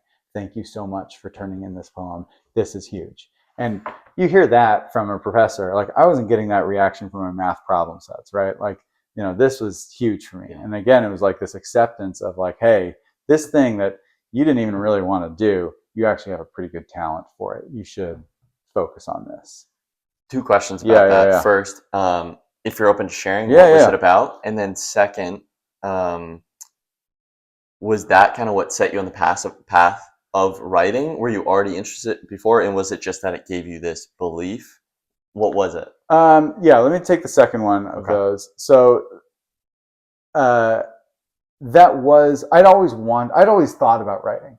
That was the first time a professional writer. So Stanford, the professors at Stanford for the creative writing program, they're called the Stegner Fellows. And that basically means they're a professional writer. Usually they've published a bunch of stuff. And Stanford gives them a stipend of, I forget how much money, but they get a certain amount of money, a good amount of money. They come to Stanford and they're just there to help each other write their next thing. And as the one condition is that they've got to teach some undergrad classes. And so these people are working professionals. They're like at the peak of their powers, and they're amazing at what they do. And the classes are small, anywhere from maybe 6 to 10 students. So you really feel like you have their full attention. And the class is like 2 hours long, so you can get really into detail. And it was the first time, it was Gabby, and then there was one other class that I had a traditional fiction writing class, where like it was clear that it wasn't that I was outpacing the other students in the class, but it was just that I was getting feedback of, hey, you have something here. And it was the first time where someone was telling me like, hey, you could do this professionally. So like, and in that same poetry class, this is going to come off as totally crass. I can't stand that I'm talking to the camera just like this, but whatever. But I wrote a poem, and it was like kind of a nothing poem. It was sort of about a date that had gone well. Mm-hmm. And the woman, a woman that I had a crush on in that class, in critique, like the professor reads your poem, you shut up, everybody else reacts. And the woman that I had a crush. Do they know whose poem it is? Yeah, they know whose poem it is. And because you're just hearing the feedback. But the point is that you're not allowed to like argue anything. Like if somebody says, well, this was about this, right? You're not allowed to say anything because the poem has to speak for itself, right? So it's art. Art speaks for itself. You don't get to tell them what they think of the art is. Anyway, this woman I had a crush on basically said straight up, after reading this poem, I wanted to sleep with you. And I was like, whoa, here we go. Which is, I mean, I don't know if you get a higher compliment about a piece of art, right? So like, again, like math problem sets, no one was saying that about a math problem set. Those are 2 big signals. 2 big signals. I'm gonna be a writer. I'm going to be a writer. Absolutely. So yeah, that was, again, like huge for me. Shout out that girl. I won't name you, but you know who you are. If you're an hour and a half into this interview, shout out. Like that, it was more of just like hey, you have something here. No one's going to say, hey, you should make a career out of writing, because that idea is so nuts. Right. I'd also been writing for the Stanford Daily, a sports column. It was basically a humor column, but if you wrote a sports column, you could keep going. If you wrote a humor column, you had to give up your spot every 6 months. So I just made it a sports column. And so I wrote that column for 3 years. And like just having to deliver 750 words every Tuesday about, a coherent story or a coherent opinion, like that was really good training. And so that combination of things really kind of made me think, okay, let's give this a shot. So when I graduated from Stanford in 2005, delivered that speech about the soccer team at graduation, sort of finding my community. And I literally in that speech said, there are a lot of people in the audience today. Some are going to be going into finance, some in tech, some are going to be chasing fame in Hollywood. And that was me. And people started applauding, and I was like, no, don't applaud. This is not worth applause. And I came to Hollywood, and I gave myself 3 years to get a career as a writer. And at year 2.5, I was taking an LSAT prep course, thinking this thing is kind of nuts. Because when you first come for a writer, my journey was to become a production assistant at first. And I was lucky enough to get a production assistant job at Family Guy, which was great. But like you're getting coffee and they're long days. You're in the office at 8, you're out of the office at 7:30, but you have to do a drop off of something on the drive home. So they're long days, you're making minimum wage. And it just feels like you're going down a tunnel with no light at the end. Like it just is like you don't even have a place to sit. Like there was no office. Like you're just always on your feet, always kind of just doing whatever. And like I remember once a writer had spilled a salad in the writer's room and they called me in to clean it up. And so I'm there on the ground in the writer's room, and one of the executive producers, in a very funny way, really nice guy, but he leans down, kind of looks at me and just goes, "Weren't you your class president at Stanford University 6 months ago?" Like, look how far you've fallen. Oh, yeah. And that really is how you feel, where you just feel, oh, this sucks. And I would say 90% of people either get fired or just say, I'm not doing this anymore, and they quit. I was lucky enough to get hired as promoted to be Seth MacFarlane's assistant, which is great, but it's a 24/7 job. That is, you're ready for, and Seth's a great guy. Love Seth. He's great. But I got a lot of 3 a.m. texts of, "Hey, Spencer, can you do this thing tomorrow?" And nothing that was like, "Hey, you need to do this right now." But it was just, you never get time off. Like you're always on call. Always be on. You're always on. Yeah. And that was a lot of logistics things? A lot of logistics, okay. Yeah. It's all pretty much all logistics. It was just like, hey, I just remembered we need to record, I don't know, random select. Paris Hilton needs to record. I just remembered that we need to get her to record this episode. So can you make sure the casting director knows that? And like, whatever, but at 3 a.m, it's not the text you want to get or the voicemail. He was a voicemail guy. So when you had those moments, cleaning up the salad, getting the coffees, rewinding back to when you were a walk-on and you talked about how, you kind of had to do the dirty work. And not everyone was willing to do that on Stanford men's soccer. You said you weren't the only one, but a lot of people weren't willing. They were eventually willing. Yes.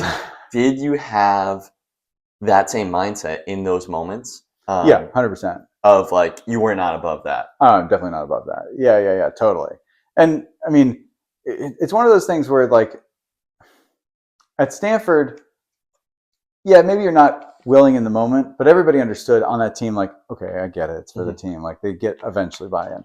In the real world though, not everybody gets there. Like a lot of people are just like, no, this is ridiculous. I'm not going to do this. Or they do it in such a half-assed shitty way that they eventually get fired or they just no longer get promoted.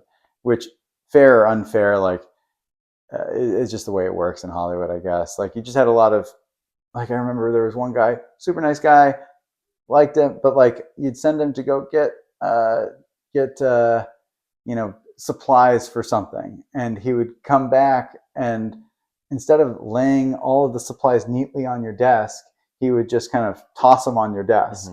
And so yes, he accomplished the task. Good job, you accomplished the task, but like the presentation was so poor, and like I didn't care, but my bosses cared. Like, he once did that for one of my bosses, not Seth, but for one of my bosses, and my boss sort of looks at me like, what the hell is this? Like, just place it nicely.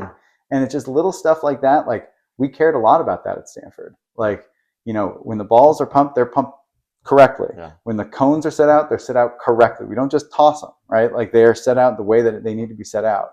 So like that type of stuff, for sure, there's similarities there.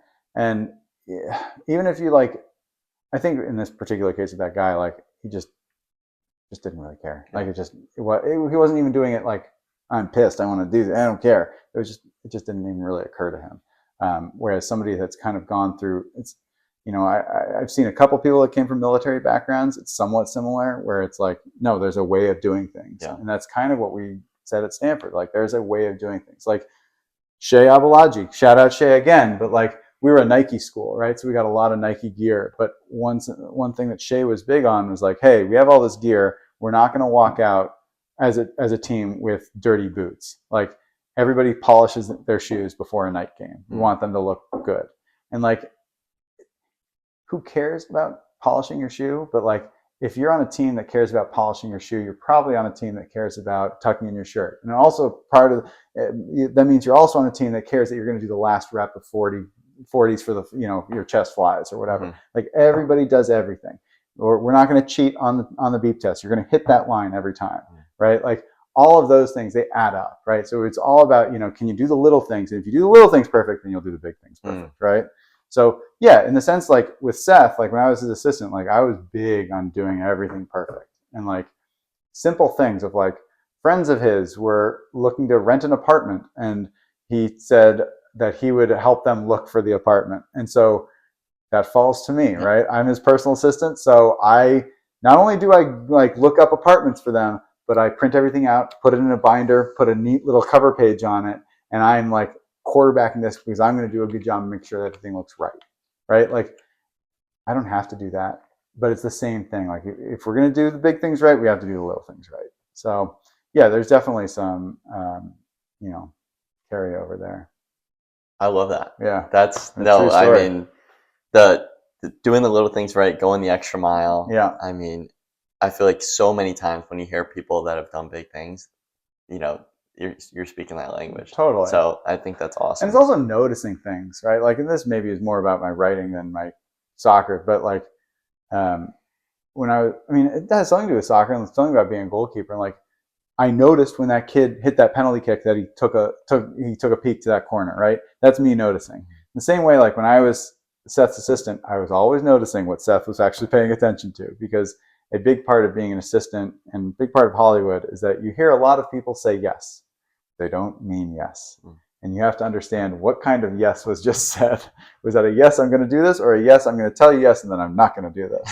And so you have to be discerning. You have to kind of notice these things and, again, focus on the little things, and you'll help understand the bigger picture. So when you became Seth MacFarlane's assistant, was that kind of you said before that there was no real light at the end of the tunnel. Was that kind of a little spark? There started to be a light at the end of the tunnel at that point, because Seth, when I was his assistant, he was the creator of Family Guy and did all the voices on Family Guy and was a big writer on Family Guy. But as I became his assistant, American Dad was going, Cleveland Show was just about to start, and I left being his assistant once he turned in the draft or started pre-production on Ted. And so like he went from sort of, successful guy to super successful guy. And because of that, he started getting more and more busy. So I started having, just out of necessity, to ghostwrite a lot of things for him. So like he did a graduation speech at Harvard about a year after I did my graduation speech at Stanford. And about a week or two prior to the speech, our producer, Cara Vallo, shout out Cara, she came to me and was like, hey, I just had a conversation with Seth. He has no idea he's giving this graduation speech at Harvard in 2 weeks. Can you just write just a draft? It can just be words on a page, but just something so that he doesn't have the blank page. He just has something he can work from. And so I took a weekend, I wrote that speech, and handed it to him with just a truly like, hey, Cara told me to do this. Throw it away if you want, but she wants you to start thinking about this speech. 10 days and you're delivering this speech. You're like, oh, okay. And he took that speech and liked it a lot and did my speech at Harvard. Wow. And so if you see that speech that he does at Harvard, the first kind of 7 minutes are me, and then he added a lot to it. He made it a much longer speech. So the next kind of 7 or it's maybe a 15-minute long speech. And so yeah, the first half is me, the second half is him.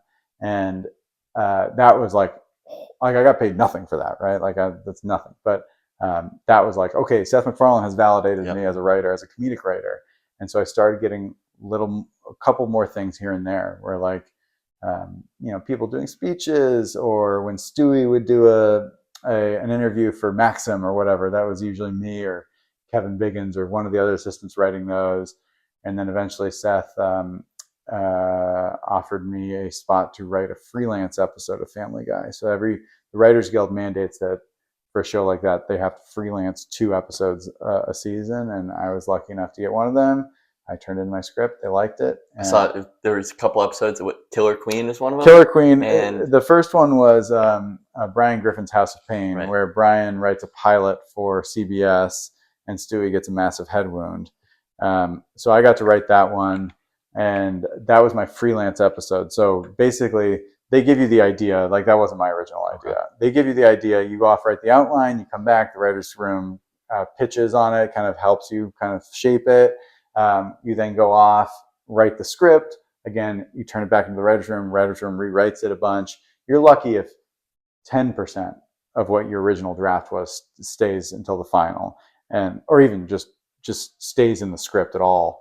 And that was about right. Probably about 10-15% of my original draft is what you can see on TV.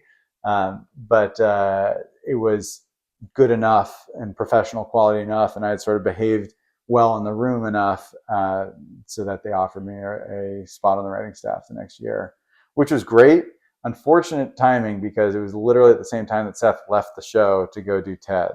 So it was kind of bittersweet. Not bittersweet, that's the wrong word, but like, yeah, it's a goal. It was a great goal, and I'm happy to have gotten there. But so much of my writing was for Seth himself. And it's the coolest thing to pitch to Seth, because you pitch a joke in Stewie's voice. In Family Guy, you pitch in the voices. So you're talking like Stewie, and maybe Stewie says this, and you pitch that to Seth, and then Seth responds in Stewie's actual voice with what you just pitched.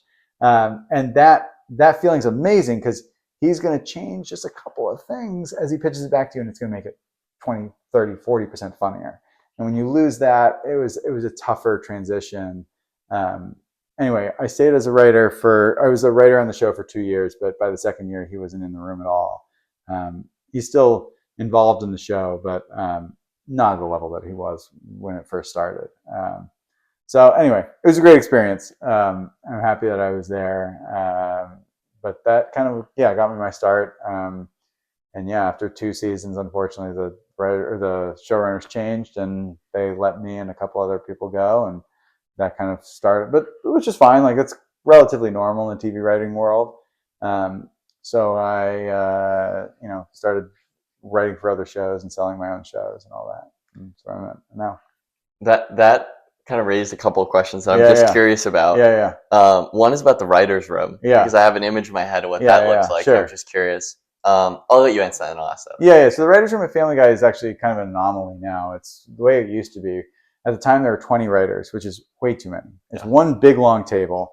Seth, at the time, like when I first started, it was Seth and the 2 other like executive producers. So the big time writers were at one end of the table with the writer's assistant. There's only one person on the keyboard. That is the writer's assistant, who's actually doing all the typing. But you have these monitors that are all hooked up into that computer.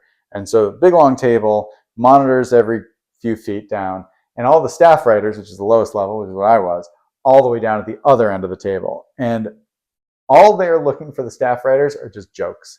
If you've got a story problem, if you've got a logic problem with the story, they do not want to hear that. You are there to be additive. You are there not to take anything down. We are here just to add jokes in. And specifically from some of the younger writers, it was like, Seth is 10 years older than me. Most of the other writers maybe 15, 20 years older than me. So like a lot of it was sort of pop culture, like that they were looking to me for. But I would have to launch my joke from one side of the table, 25 feet over to Seth and the other writers in the voices of the characters of Family Guy. So you just have a monitor. There's no keyboard? There's no keyboard. So you're just verbally pitching it out. Wow. Yes. Typically what will happen is that the writer's assistant will be typing and will be scrolling in the script, right? And they'll get to a spot, and the Seth or one of the executive producers will say, let's have a different Stewie joke here. And so that means that for the next, 10 minutes, we're all going to be pitching Stewie jokes. And whichever one is the best one is going in. So people will pitch, writer's assistant will type it in, Seth will be like, nah. And writer's assistant will delete it. And we will go back to it. Someone will pitch, Seth will like it, but can we do better? And we'll spend another 5 minutes just seeing if we can do better. Maybe we can, maybe we can't. It is the greatest feeling in the world to pitch a joke that gets a huge laugh in the room that goes directly in.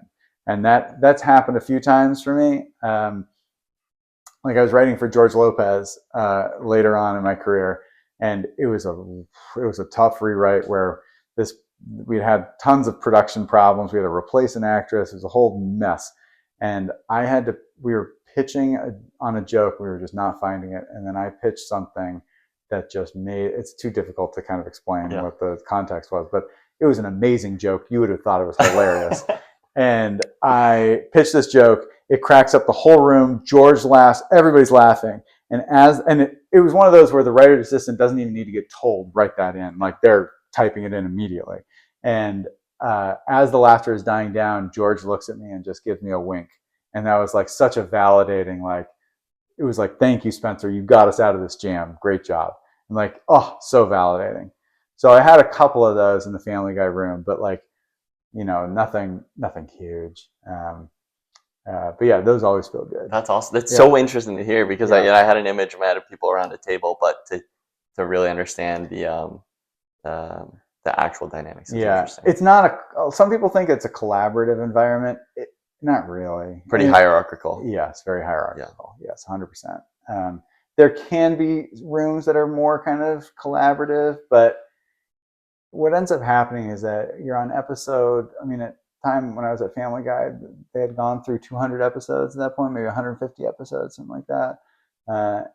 And by that point, honestly, people are just trying to do the best job they can and get home in a reasonable hour, because it gets tougher and tougher. The more episodes you do, kind of the less opportunity there is. Like, how many pets has Bart Simpson had, right? Like, he's had every variety of pet at this point. So like, how do you make it new? How do you make it fresh?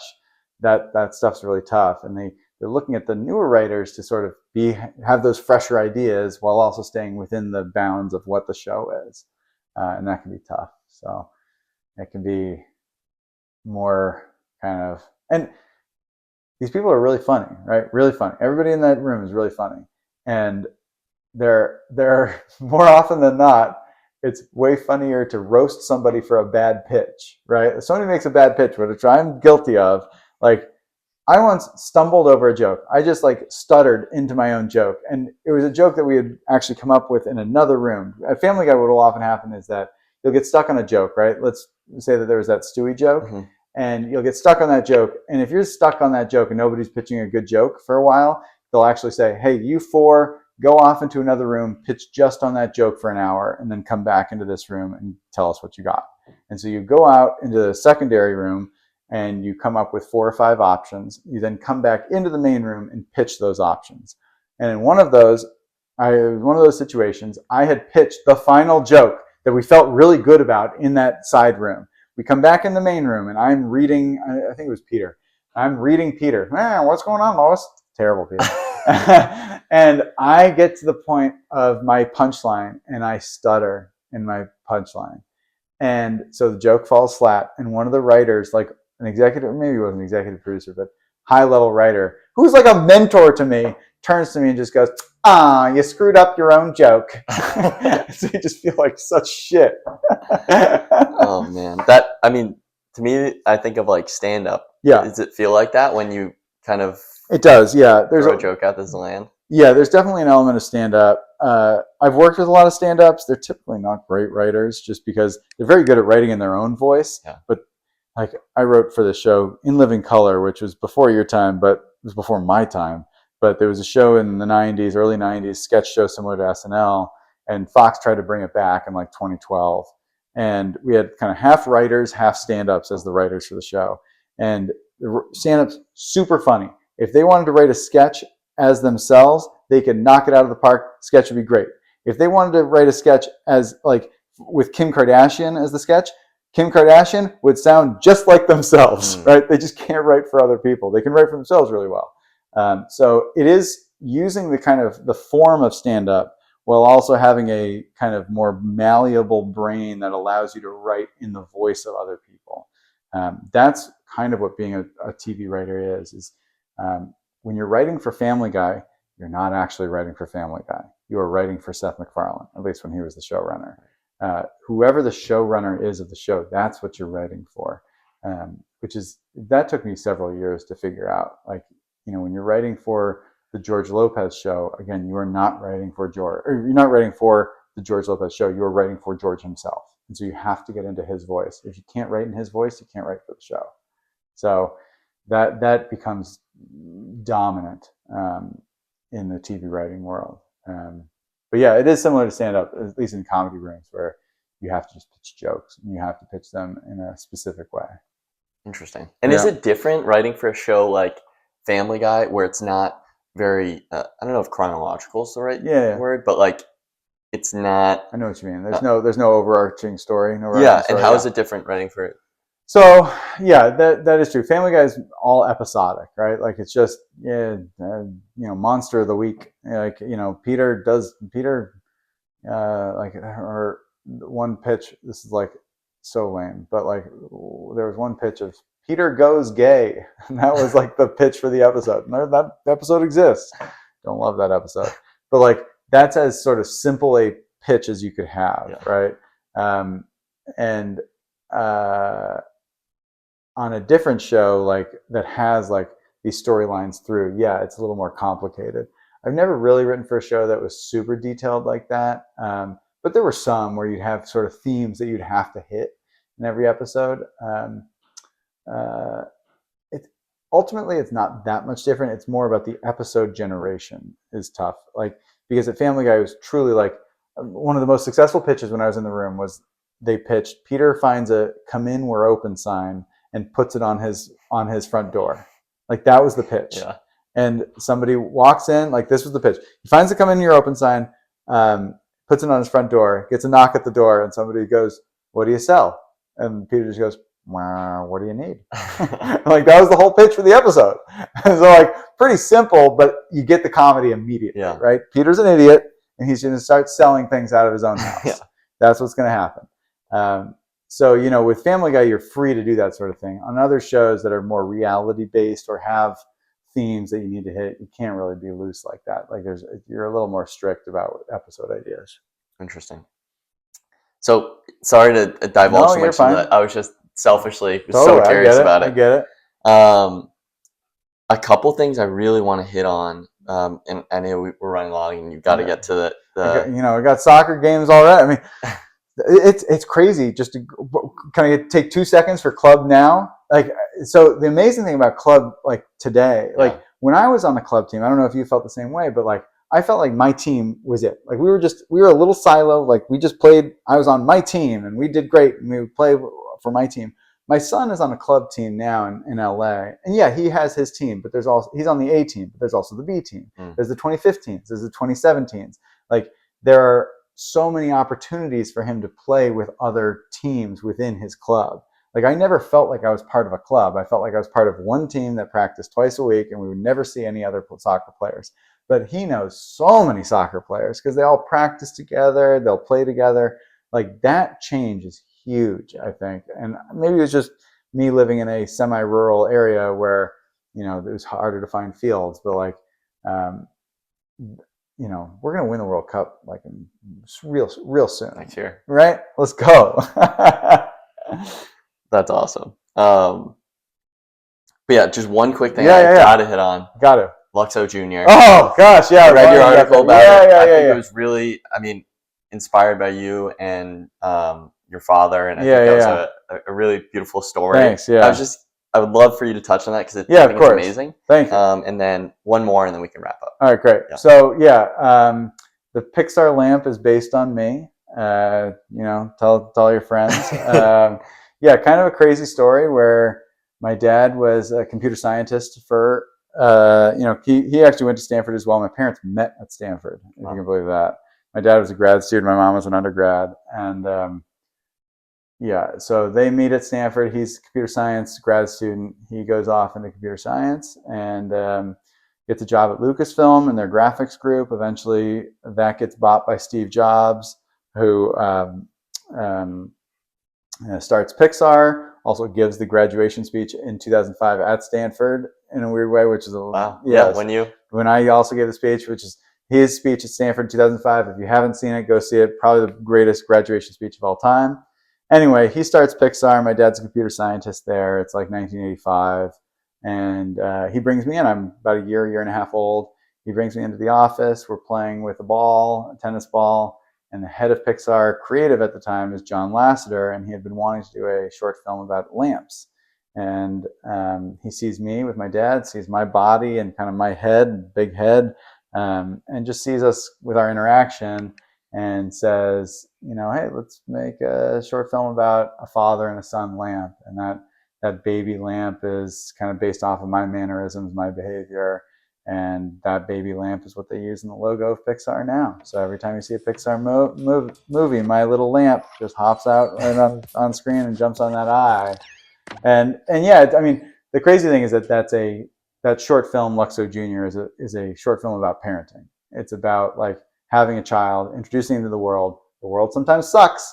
The ball deflates, but as a parent, you kind of have to roll with it. And a new ball comes in, and we're going to deal with that new ball, right? And it's a very simple story dealing with sadness and defeat, and then kind of a rebirth. And in many ways, that was my father, like always playing with us, and he still does, and always being very sports oriented and kind of playing with the ball. And now I'm the father of my son and dealing with all that. But yeah, go read my essay on salon.com. And yeah, it was it's a cool thing. The weird thing is that I'm so glad that like Pixar didn't actually become a huge thing until I was like a teenager. Because if I knew that story when I was like 7, I would have been the brattiest fucking kid in the world, right? But like Pixar doesn't become huge. They don't really use the logo like as that thing until I forget exactly when, but like 2000, 2001. So, and then John Lasseter did an interview in like 2005 or something, confirming that yes, it was Spencer Porter who was the inspiration. So it's kind of cool. That's it's awesome. A little I don't know, little cool thing, but I don't know. It's just a baby. I don't really have much to do with it. So it's a very cool story. Though. Right? I thought the article was great. Oh, thank you. Yeah. Last one. Yeah. Bigger question. Yeah. Hoping to tie everything together here. A little bit about life philosophy. Yeah, sure. Is there one thing that you try to optimize for when making decisions? You have happiness, career, family satisfaction, peace. And I'm specifically curious if your walk-on story, maybe some of your early writing career with those like more challenging moments, if those things played a role in shaping that philosophy. Yeah, I mean, what do I optimize for? Happiness is certainly one. Family happiness, or family kind of, what did you call it? Family satisfaction. Yeah, that's definitely one. There's also sort of the Maslow hierarchy of needs of like, all of our needs. We live in Los Angeles. The sun is shining. Our kids are healthy. This is gravy. If you read the essay that I wrote, like my son is healthy and strong and plays soccer, like this is gravy. Like we are living in the best universe we could live in. I'll say this, like there are times where I feel like I can't do something, or I either don't have the ability, or it's too hard, or I'm never going to get there. And you can get down on yourself, and you can kind of doubt your own ability, or just kind of feel like shit, and just not feel great about yourself. Having that experience of setting a goal for yourself and then achieving that goal, that provides me with so much pride, right? Like I'm so proud of myself for having set that goal, for having achieved that goal, for having succeeded at achieving that goal, like that. And then having used, not just achieving that goal, but like, it wasn't like I just made the team and quit. Like I made the team and I feel like I succeeded on the team. Like I overcame my expectations, or my teammates' expectations, my coach's expectations. Like I wasn't the last guy on the beep test, right? I'm in the top quarter on the beep test. Like I'm contributing to the team. Maybe not on the field, but sometimes, yeah. And so I feel like I achieved kind of beyond what my goal was. Now, in terms of like, it's hard as you get older. Like something that I've focused on a lot in the last 10 years is like, you want to lead a good life. You want to be a good person. Well, what does good mean, right? What is good for you may not be good for somebody else. Good is a relative value-based term. I can't tell you what's good. I can't tell you if making the soccer team was good for me. Like all I know is that all I can control is that I had set a goal for myself and I controlled the effort that I put in to achieve that goal. That's all you can control. And so I'm proud of the fact that I was able to achieve that goal and achieve that goal through the effort that I put in, that I, everything outside of what effort that I had is not to say it's immaterial, but it's nothing that I could control. Looking back, there were a lot of lucky things that happened to me. Like, very lucky that goalkeeper coach, he and I got along. If there was a goalkeeper coach that was focused on athletic ability and we got to hit our metrics of jumps and and hitting certain like athletic goals, like I wouldn't have made that team. But that's not what my goalkeeper coach was. Our number one goalkeeper, Robbie Fulton, like had a much more kind of cerebral way of looking at the game. If he was some athletic freak that was just there to just rah, rah, rah, crazy, I'm a crazy goalkeeper, like, again, wouldn't have worked out, right? I can't control that though. I controlled my effort that I put in. I put in the requisite, even more than the requisite amount of effort. I achieved that goal. And in a way, like, there's nothing stopping me from using that kind of lesson and applying it to my career. Full well knowing that, like, I could pitch a show to Netflix next week about a robot cop, right? I have a pilot about a robot cop, don't worry. And I can put in all that effort. It can be the best pitch of any robot cop ever made. Netflix could say, this is great, amazing. We have another show about a robot cop. We can't buy this one. And I'm okay with that. Like, I've controlled my end of the bargain, right? Would it be nice to achieve that goal? Of course. But it is nice to have in cement something where I set a goal, I put in the effort, I achieved that goal. The universe played out correctly for me. Like, that feels so validating. And so when you do have those moments of like, I put in effort and I succeeded, it feels great. It feels very validating, and it feels like you can do it again. So yeah, that's kind of the way I kind of look at it. Thank you for sharing that. Yeah, no worries. I'm just really, specifically some of the language you used, I'm really happy that you said that, because it just lines up so well with the mission here, which is, I feel like with walking on, it's so much about, like you said, controlling controllables, which is what you can control is your effort and your attitude. Yeah, 100%. And you do that, and probably you'll get your outcome, but maybe not. But it doesn't really matter. All that matters is that you put in the effort. So thank you for saying that. Yeah. Because I think some people feel like they don't have agency, and they don't have, which is true, because there's so many challenging external circumstances. But having that focus on your controllables, I feel like places so much more agency into your life. Totally. And thank you for saying that. Yeah, I mean, I totally agree with that. That assessment is totally accurate. Like, it's also like finding the situation that works, right? Like, I was smart about it. Like, I wasn't trying to be the 15th midfielder on that team. Like, I saw they had a problem at goalkeeper. I solved that problem, right? Like, being smart, being agile, being a little bit able to help the team however you can. Like, that's what teams are looking for. So if you're able to put in the work, if you're able to control your attitude, like, or put yourself in the right attitude, you can succeed. You totally can.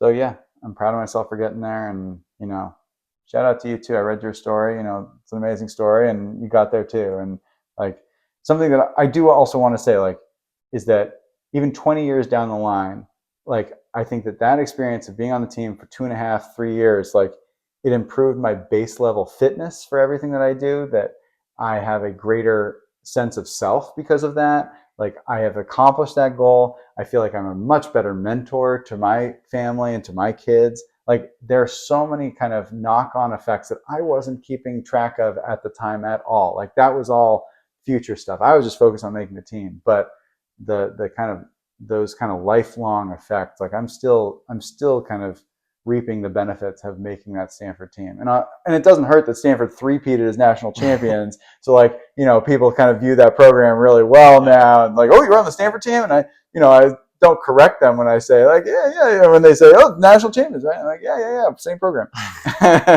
So yeah, it feels great. And like, and shout out to the Stanford program. Like, they invited me to the alumni game, in a couple of weeks. So like, I still feel like I'm a part of the program. And, those kind of lifelong things, they really matter, and they make me feel really good. There's that word again, good. Shouldn't use that word. Sorry. Well, thank you so much dude, for your thank you. time and for inviting me into your Yeah, home. yeah, yeah, And yeah. I'm so sorry we're so close. I know you No, it's gotta fine. run. No, you're fine. Um, All good, dude. it's been Thank you supporting. so much. Thank you. Thank you. That was Bye, awesome. everybody. Yeah, dude, that was awesome. Great job. You really did your research too. Well, thank you.